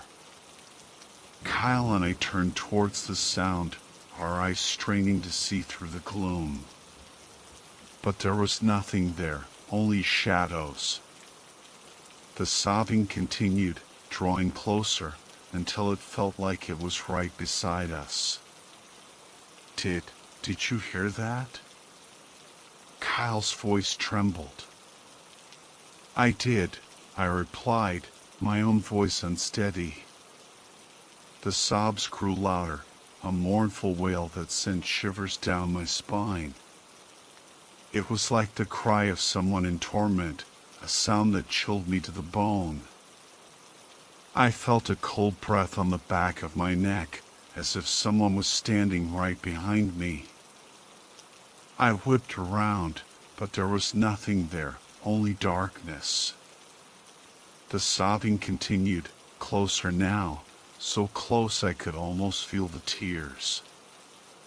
I looked at Kyle, his face pale and his body shaking uncontrollably. I tried to stay strong, to fight back the fear that threatened to consume me. "We have to get out of here," I whispered urgently. "Now!" My eyes darted around the room, searching for a way out. Suddenly, I noticed a small window at the back of the cabin. A glimmer of hope flickered in my chest. "Kyle," I said, "we might be able to get out through the window." We crawled towards the window, careful not to make a sound. I tried to push it open, but it was stuck fast. "It won't open," I said, my voice filled with frustration. Kyle's eyes scanned the room frantically. Then he spotted an old wooden chair in the corner. "We could use the chair to break the window," he suggested. It was a risky plan, but it was our only hope. I nodded, and together we dragged the chair over to the window. With a grunt of effort, I swung the chair at the window. The glass shattered, sending shards raining down onto the floor. I peered out the window, the dark forest stretching out below us. I turned to Kyle. "We have to go," I said. "Now, before it comes back." We climbed out the window, one by one, our hearts pounding in our chests. I didn't know where we were going, or if we would even make it, but I knew we had to get away from this cabin. We ran into the woods, the darkness swallowing us whole. The woman's sobs echoed behind us, a haunting reminder of the horrors we had left behind. We burst out of the cabin and into the woods, the cool night air stinging my lungs. The woman's sobs echoed behind us, growing fainter as we ran deeper into the darkness. Branches whipped at our faces, leaving stinging scratches on our skin. But we didn't dare slow down. I glanced back over my shoulder, the only sight being the encroaching darkness. Heavy footsteps pounded behind us, gaining ground with every stride. The sobs continued, a haunting melody of despair that clung to us like a shroud. Faster! I yelled to Kyle, my voice hoarse with fear. We pushed ourselves to our limits, our legs burning with exhaustion. The forest was a maze of shadows, the moonlight offering little guidance. Suddenly, Kyle stumbled and fell. I skidded to a halt, my heart in my throat. Kyle, are you okay? He lay motionless on the ground. I knelt beside him, shining my flashlight on his face. Kyle. I shook him, but there was no response. My hand reached for his chest, hoping to feel a heartbeat. Instead, my fingers met something warm and sticky. Blood. Adrenaline surged through my veins, propelling me forward. I grabbed Kyle's hand, pulling him towards the shattered window. A tug at my ankle, a cold, unseen grip trying to hold me back, but I kicked it away. We tumbled out into the night, the woman's sobs still echoing in the darkness. This way. I shouted, leading Kyle into the thick undergrowth. Branches clawed at us, leaving bloody trails on our skin. But we didn't stop. I risked glances over my shoulder, the darkness closing in, relentless. Heavy footfalls pounded the earth, getting closer with every step. The sobs persisted, a haunting chorus that clung to us like a curse. Faster. I urged Kyle, my voice ragged. We ran until our lungs burned, our legs heavy with exhaustion. The forest was a labyrinth of shadows, the moonlight offering only fleeting glimpses of the path ahead. Then, Kyle stumbled, his cry swallowed by the night. I spun around, dread twisting my gut. Kyle, are you all right? He lay still on the ground. I dropped to my knees, my flashlight beam illuminating his pale face. Kyle. I shook him, but there was no response. My hand reached for his chest, seeking a reassuring heartbeat. Instead, it met a sticky warmth. Blood. My breath hitched. The flashlight beam revealed a gruesome gash across his chest, blood pouring out, staining the earth. The world spun.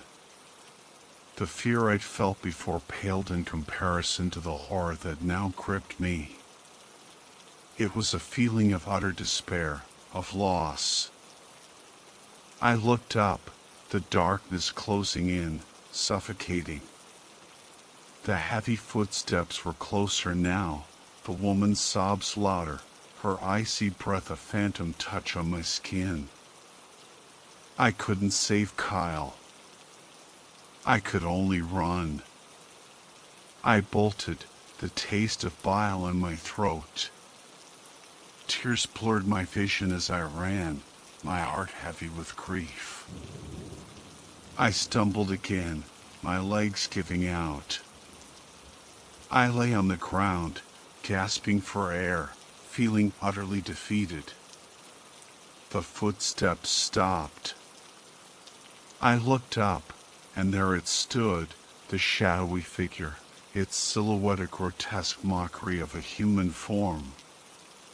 It grinned, a chilling, triumphant smile.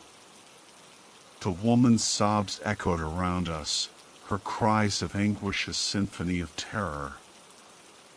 I closed my eyes, bracing for the end. But nothing happened. I opened my eyes. The figure was gone, leaving only the suffocating darkness and an eerie silence. The sobs, too, had ceased, leaving a cold emptiness in their wake. I lay there, alone and broken. The forest seemed to press down on me, its darkness a suffocating weight. I didn't know if I would survive, but I knew I had to try. For Kyle. I had to make sure his death wasn't in vain. I collapsed onto the forest floor, my body and spirit battered and broken.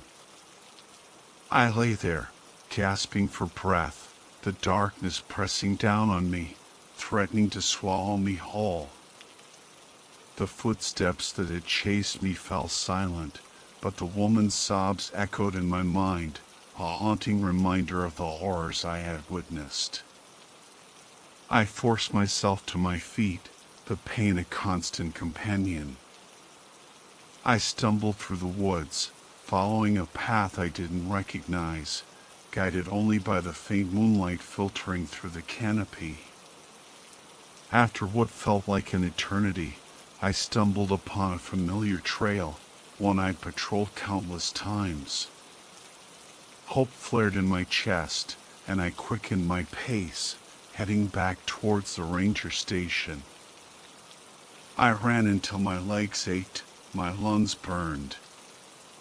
Finally, the lights of the station appeared in the distance, a beacon in the oppressive darkness. I pounded on the door, my voice hoarse from screaming for help. Jack, my fellow ranger, opened the door, his face etched with concern. I collapsed into his arms, the words tumbling out of me in a jumbled mess. He listened intently, his expression growing grimmer with each passing moment. The police were called, and I waited, my anxiety growing with each passing minute. But when they returned, it was with devastating news. They had found Kyle. He was dead. I crumpled to the floor, sobs racking my body. The guilt and despair were overwhelming. I had failed him. In the aftermath, I resigned from my job. I couldn't go back to that forest, couldn't face the memories of that night, of Kyle's lifeless body lying in the dirt. The nightmares still haunt me, the woman's sobs, the shadowy figure, the blood. They are a constant reminder of the horrors that lurk in the darkness, waiting to claim their next victim. But I will survive. I will live for Kyle. I will make sure his death was not in vain.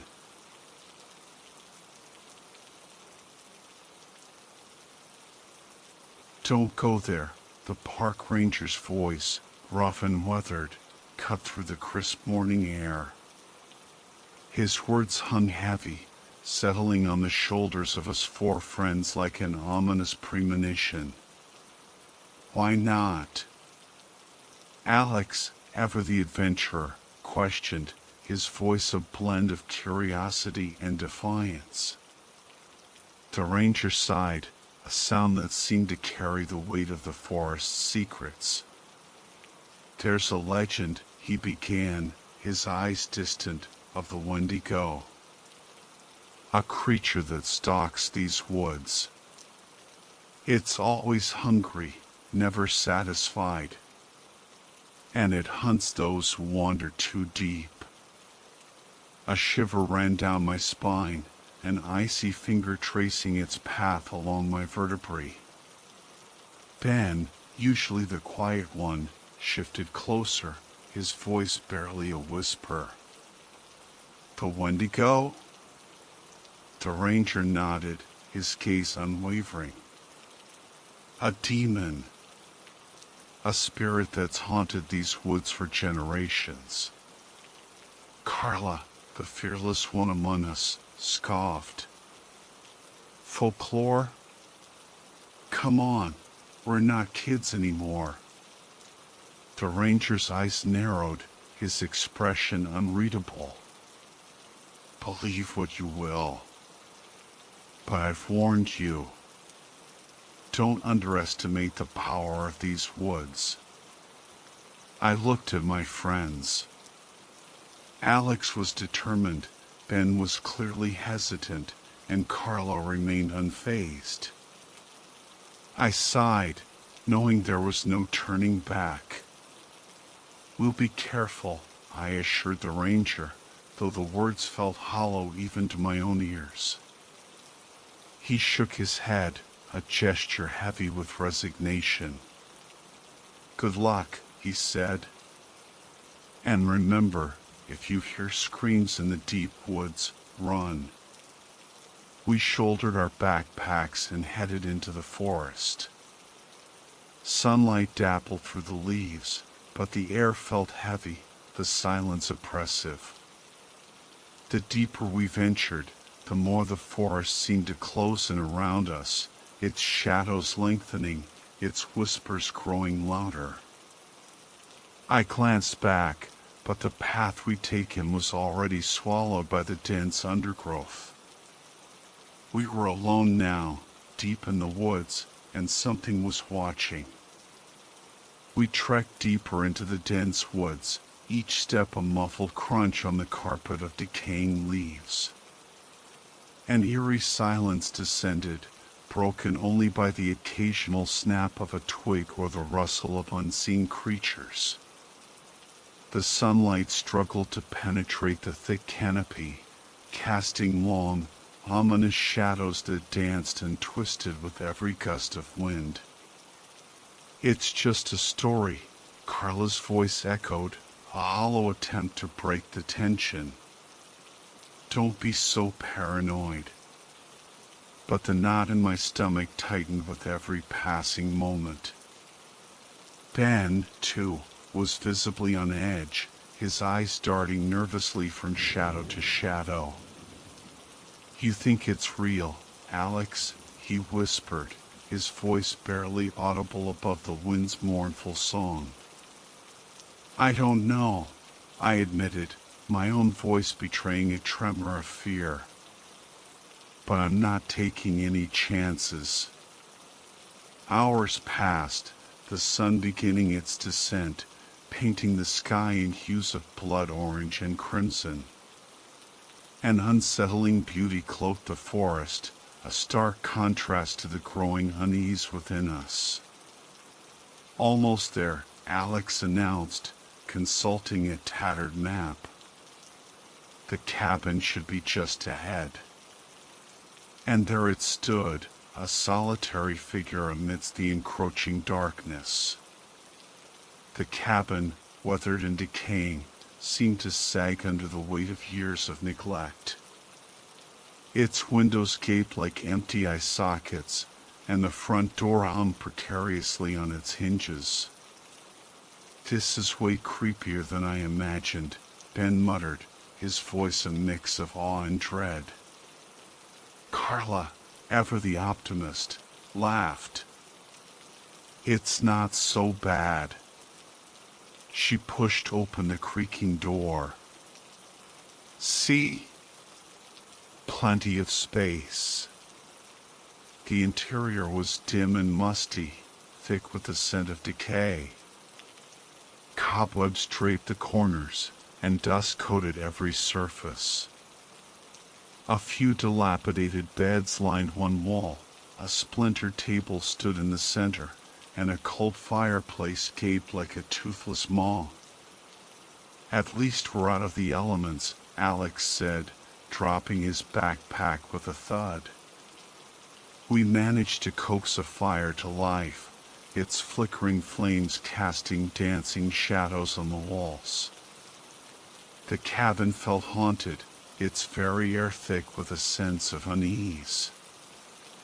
I think we should leave, Ben's voice trembled. Before it gets dark. Relax, Carla dismissed his concerns. Where would we go? It's already getting late. I sighed. Ben was right. We shouldn't have come. But it was too late now. We were here until morning. As darkness enveloped the forest, strange sounds began to emerge from the shadows.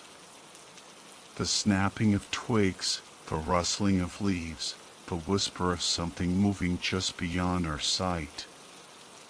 Did you hear that? Ben's voice was barely a whisper. I did, I replied, my heart pounding in my chest. But it's probably just an animal. But I was lying to myself. The sounds weren't those of any animal I'd ever heard. They were larger, more menacing. A cold dread settled over me, a darkness creeping in from the edges of my vision. This was going to be a long night. We tried to relax, but an unsettling feeling clung to us like the dampness in the air. Alex attempted a cheerful facade, telling jokes that fell flat. Carla explored the cabin, picking through the remnants of forgotten lives. Ben sat silently by the fire, his eyes wide and unblinking, staring into the darkness beyond the window. I found something. Carla's voice startled us, breaking the uneasy silence. She held up a worn leather-bound journal, its pages brittle and yellowed with age. We crowded around her as she carefully opened the book. The pages were filled with faded handwriting, barely legible in the dim light. What does it say? Ben asked, his voice hushed. Carla squinted at the script. It's a diary. Someone who stayed here before us. She paused, her voice dropping to a whisper. It looks like they encountered something in the woods. My heart pounded in my chest. Something? What? Carla continued reading.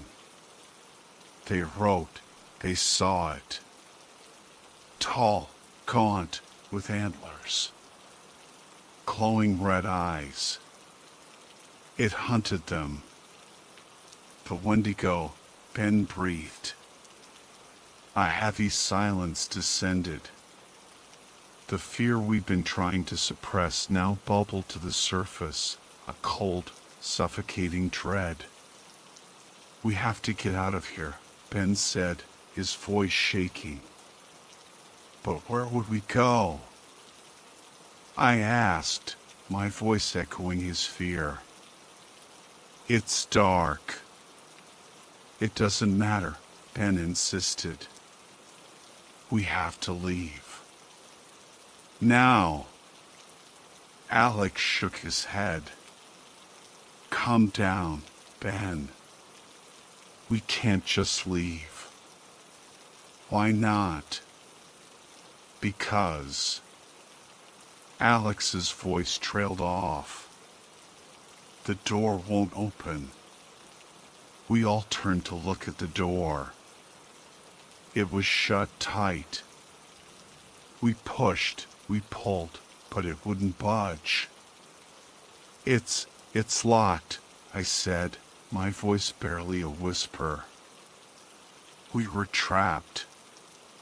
Trapped in a cabin in the middle of nowhere, with something out there. Something evil. A scream pierced the night, a high-pitched, blood-curdling wail that echoed through the woods.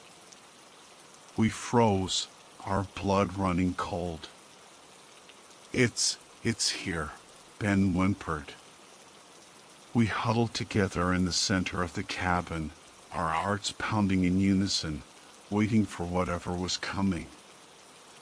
Heavy footsteps circled the cabin, pacing back and forth like a predator stalking its prey. It's looking for a way in, Carla whispered. I scanned the room desperately, searching for anything that could be used as a weapon. But there was nothing.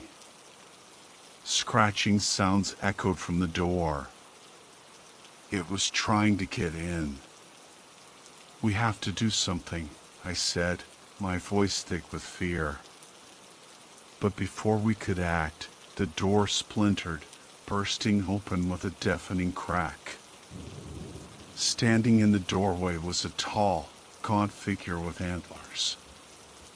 Its eyes glowed red in the darkness. To Wendigo. We threw our weight against the door, a futile effort against an unseen force.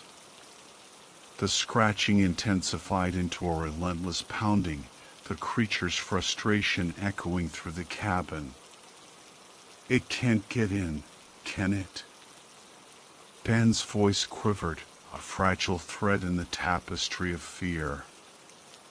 I don't know, I stammered, my own voice a stranger to me, thin and brittle. We retreated from the door, huddling together for what little comfort we could find.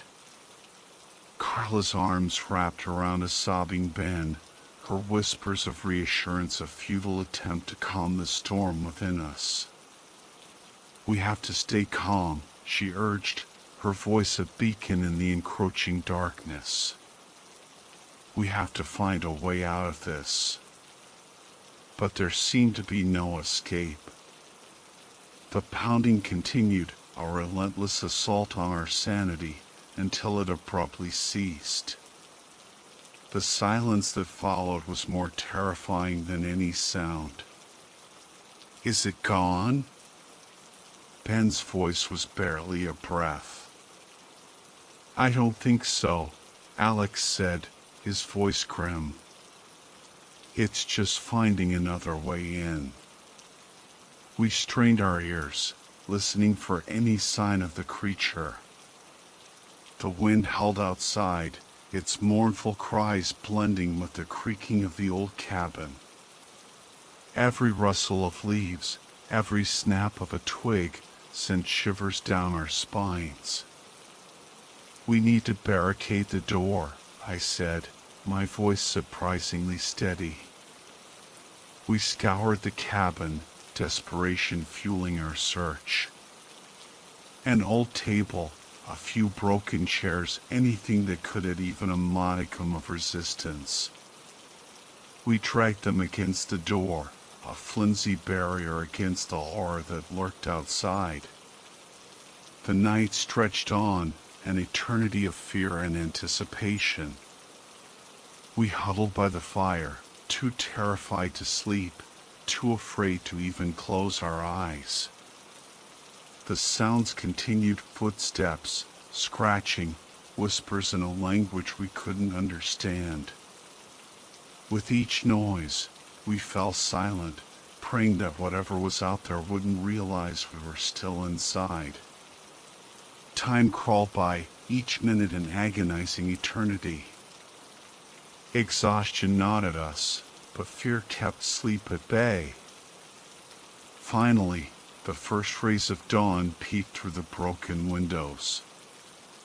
The oppressive darkness began to recede, but the terror remained.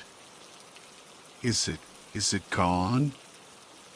Ben's voice was hopeful, but his eyes betrayed his doubt. No one answered. We all knew it was still out there, somewhere, waiting.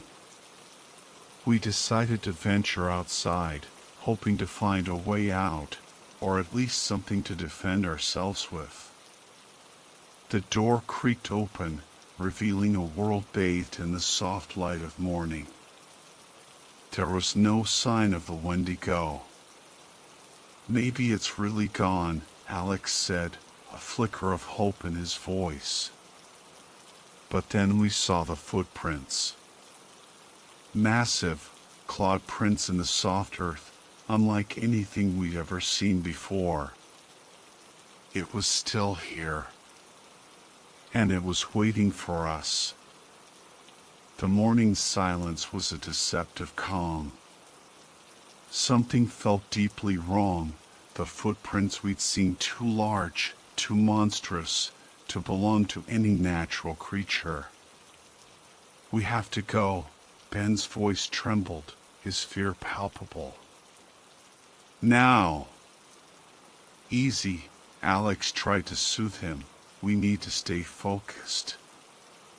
But before we could even decide on a course of action, a scream ripped through the stillness, echoing from behind the cabin. It was a sound of pure terror, a primal shriek that chilled us to the bone. David! Carla cried out, the first to react. She bolted towards the source of the sound. We followed, hearts pounding with a mix of dread and adrenaline. Rounding the corner of the cabin, the sight that greeted us was horrifying. David lay on the ground, blood soaking the earth beneath him. But it was his appearance that truly terrified us. He was gaunt, his skin stretched tight over his bones, his eyes wide and wild with a manic gleam. What happened to him? Ben's voice was barely a whisper. Before anyone could answer, David sprang to his feet, lunging at Carla with inhuman speed. Look out! I shouted. Carla dodged just in time, but David didn't relent. He kept coming, a relentless predator driven by a hunger we couldn't comprehend. Alex grabbed a fallen branch, swinging it at David's back with all his might. But the blow had no effect. It's not David anymore. I yelled, the realization hitting me like a punch to the gut. It's the Wendigo. Fear flooded my senses, a cold wave of terror I'd never experienced before. David, or what had once been David, advanced on us, a grotesque mockery of his former self. A chilling grin stretched across his pale face. Run! Alex screamed. We turned and fled, crashing through the undergrowth, our lungs burning, our legs pumping. David's footsteps pounded behind us, gaining with every stride. I risked a glance back, and my blood ran cold. He was closing in, his twisted form moving with unnatural speed. Faster! Alex urged. We pushed ourselves harder, but David was relentless. I tripped over a root, tumbling to the ground. Alex! I cried out. He turned back, his face etched with panic. He ran towards me. Get up. Hurry, I tried to stand, but my legs felt like lead. David was almost upon us. I closed my eyes, bracing for the inevitable. But the pain never came. I opened my eyes to see Carla standing before me, her small pocket knife raised against the monstrous David. "Go," she shouted. "Take Alex." Ben helped me to my feet, and we stumbled away, leaving Carla behind. "Carla," I sobbed. But we couldn't stop. We had to survive. Her scream echoed through the trees, a sound that would haunt my nightmares forever. We ran on, tears streaming down our faces. I didn't know if we could outrun it, but I knew we had to try. We had to survive. For Carla. We ran, fueled by adrenaline and a primal instinct to survive. The forest blurred around us, a chaotic tapestry of green and brown. Our lungs burned, our legs ached, but we couldn't stop. Not with the Wendigo's monstrous form looming in our minds, its twisted grin a haunting reminder of our vulnerability. Ben's breath came in ragged gasps, mirroring my own labored breathing. The weight of our loss, the guilt of leaving Carla behind, pressed down on us with crushing force. We need to rest," Ben wheezed, his voice barely audible above the pounding of our hearts. I nodded, my legs giving out beneath me. We collapsed against a moss-covered boulder, gulping in the damp, earthy air. "Carla," I choked out, tears welling up in my eyes. "She fought for us," Ben said, his voice thick with emotion. "She's a hero." I nodded, but the guilt gnawed at me. We'd abandoned her, left her to face that horror alone. A sudden snap of a branch shattered the silence. We whirled around, our hearts leaping into our throats. David stood there, bathed in the harsh morning light. His twisted form seemed even more grotesque, his eyes burning with an unholy hunger. It followed us," Ben stammered, his voice trembling. There was no time to rest. We scrambled to our feet, our legs heavy with exhaustion. We ran again, deeper into the woods, the Wendigo's relentless pursuit a constant reminder of our mortality.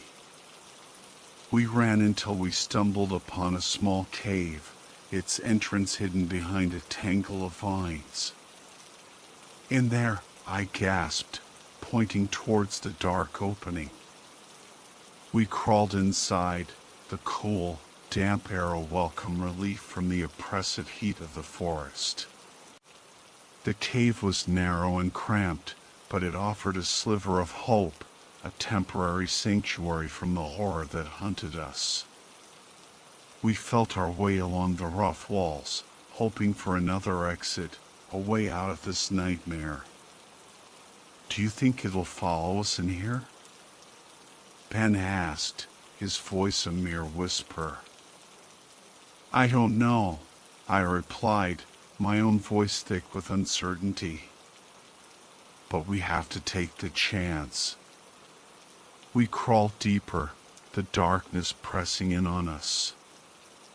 The air grew heavy, thick with the scent of damp earth and decay. And then we reached a dead end. "Damn it," Ben cursed. "We're trapped." I slumped to the ground, despair washing over me like a cold wave. We were trapped in a cave, with a monster lurking outside. But then, something caught my eye, a glint of metal in the darkness. It was a necklace, a locket, the same one Carla always wore. I picked it up, running my fingers over its smooth surface. "Carla," I whispered. In that moment, something shifted within me.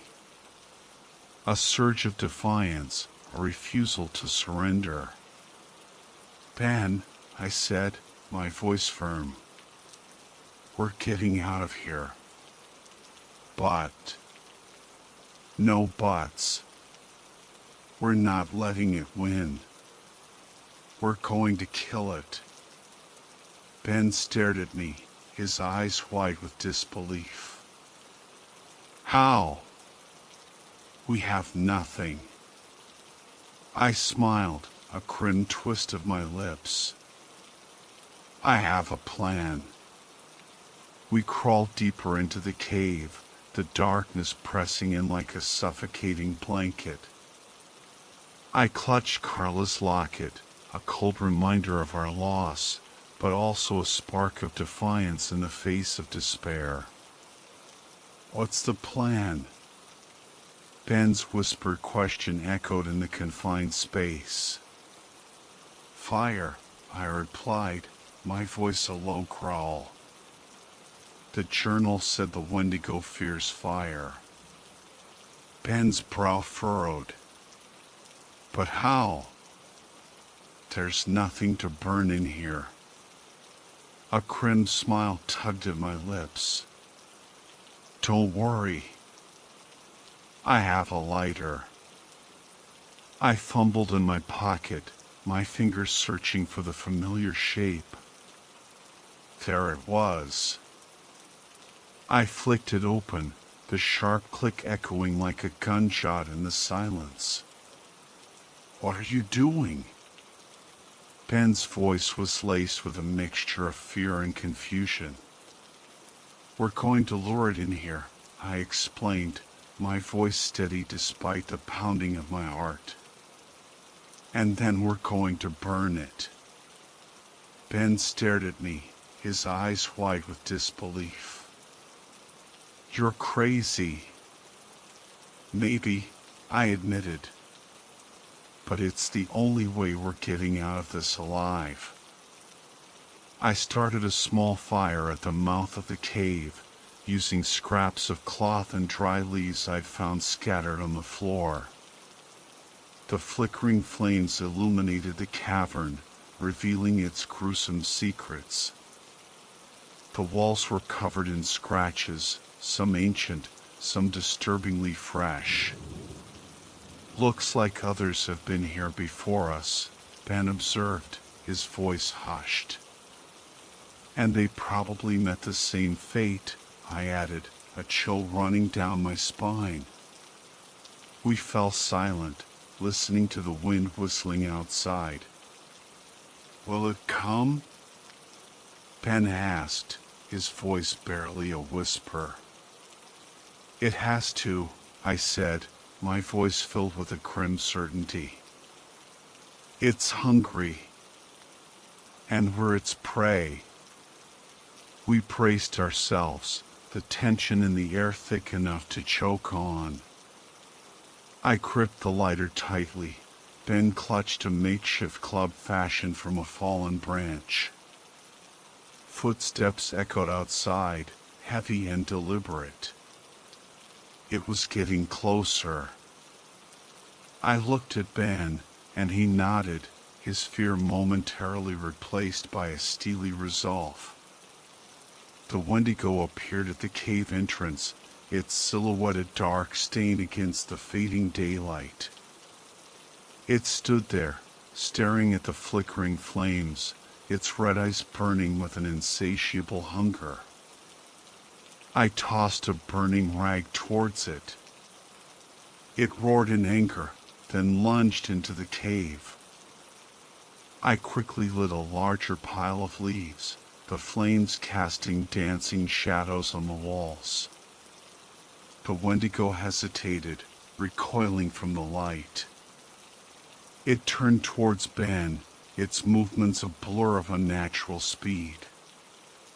"Ben, watch out!" I shouted. Ben raised his club, but the Wendigo was too strong. It slammed into him, sending him crashing against the cave wall. I didn't hesitate.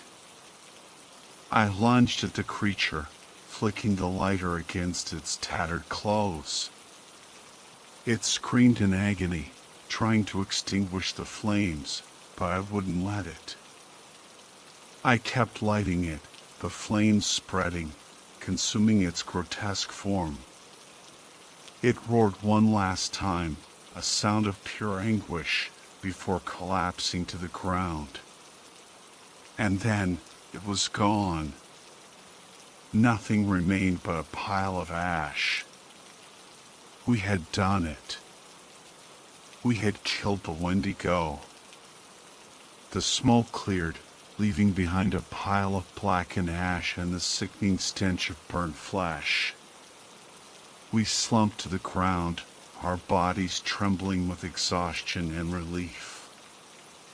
The silence of the cave was deafening, pressing down on us with the weight of our survival. We did it.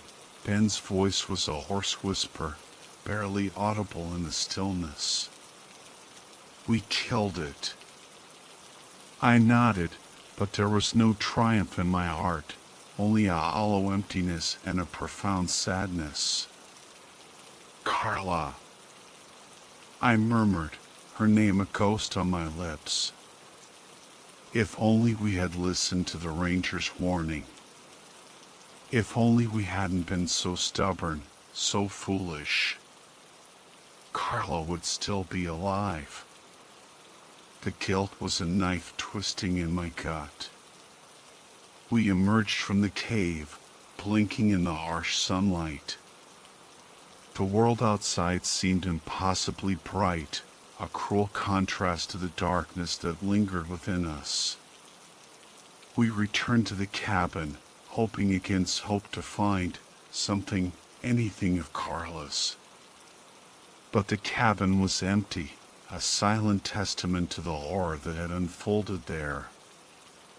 The only traces of her were the blood stains on the floor, a sight that brought fresh tears to my eyes.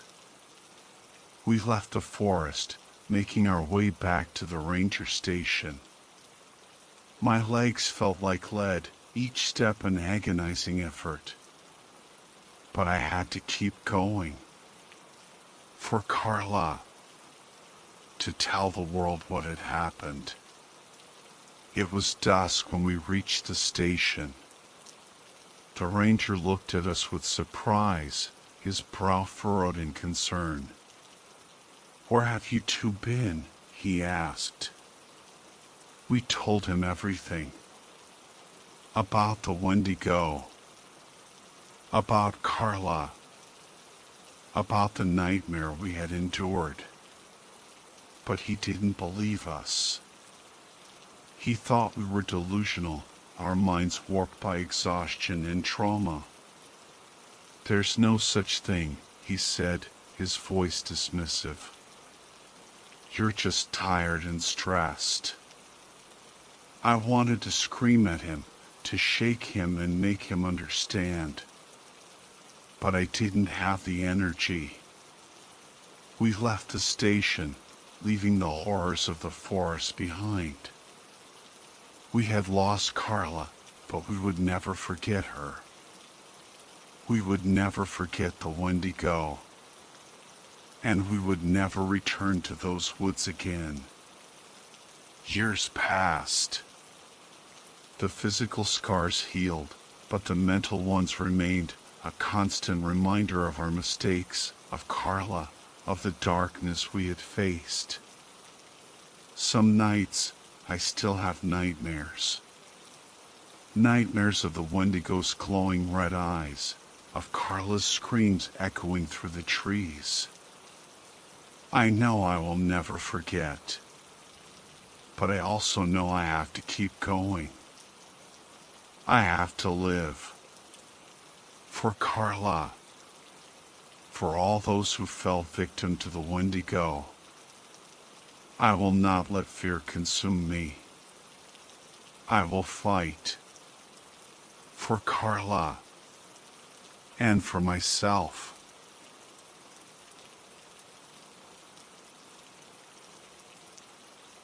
Laughter echoed through the cramped SUV as we 5 friends embarked on our weekend getaway, the destination a notorious forest known for its eerie silence and chilling tales. I, John, gripped the steering wheel, trying to maintain focus amidst the blaring music and endless chatter. David, the group's star athlete, sat beside me, cracking jokes that fell flat.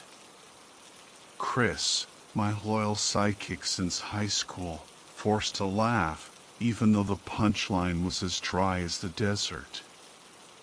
In the back seat, Mike, the know-it-all, droned on about the forest's history, while Alex sat silently by the window, staring blankly at the passing scenery. As the sun began its descent, casting an orange glow over the trees, a sense of both excitement and unease settled over me. The forest's beauty was undeniable, but it was a haunting kind of beauty, one that whispered of secrets and shadows. Almost there, I announced, trying to break the growing silence. Get ready for the adventure of a lifetime. David let out a cheerful whistle. Can't wait to pitch our tents and build a fire. Chris nodded in agreement. And roast some marshmallows. Mike grinned. Hopefully we'll see some wildlife. Alex remained silent, but I caught him glancing into the depths of the forest, his eyes filled with an emotion I couldn't decipher. As we neared our destination, the road grew rougher, the SUV bouncing over potholes. The music faded, replaced by an uneasy quiet. The atmosphere had shifted, and we all felt it. Finally, we arrived at a small clearing nestled among towering trees. Darkness was already creeping in, like a black velvet curtain slowly enveloping the world. I turned off the engine, and silence descended. The only sound was the chirping of crickets, a constant backdrop to the stillness. Despite being surrounded by friends, I felt a strange sense of isolation.